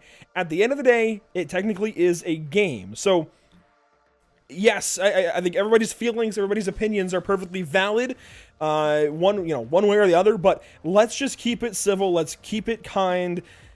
Hey, we all had a great season. We all had a great championship, be it this race or the 7 prior. And let's be honest as well, Juan Blanat could have scored a few positions higher in any other race this season, and he would have had the championship. And likewise, Gustavo could have placed a few positions lower, a few positions higher, and everything would be different. Andre Melchers could have been here and dominated tonight and won the championship outright. There's so many different ways that things could have gone. Let's just keep it civil, keep it kind. Let's be smart. Let's be adults here.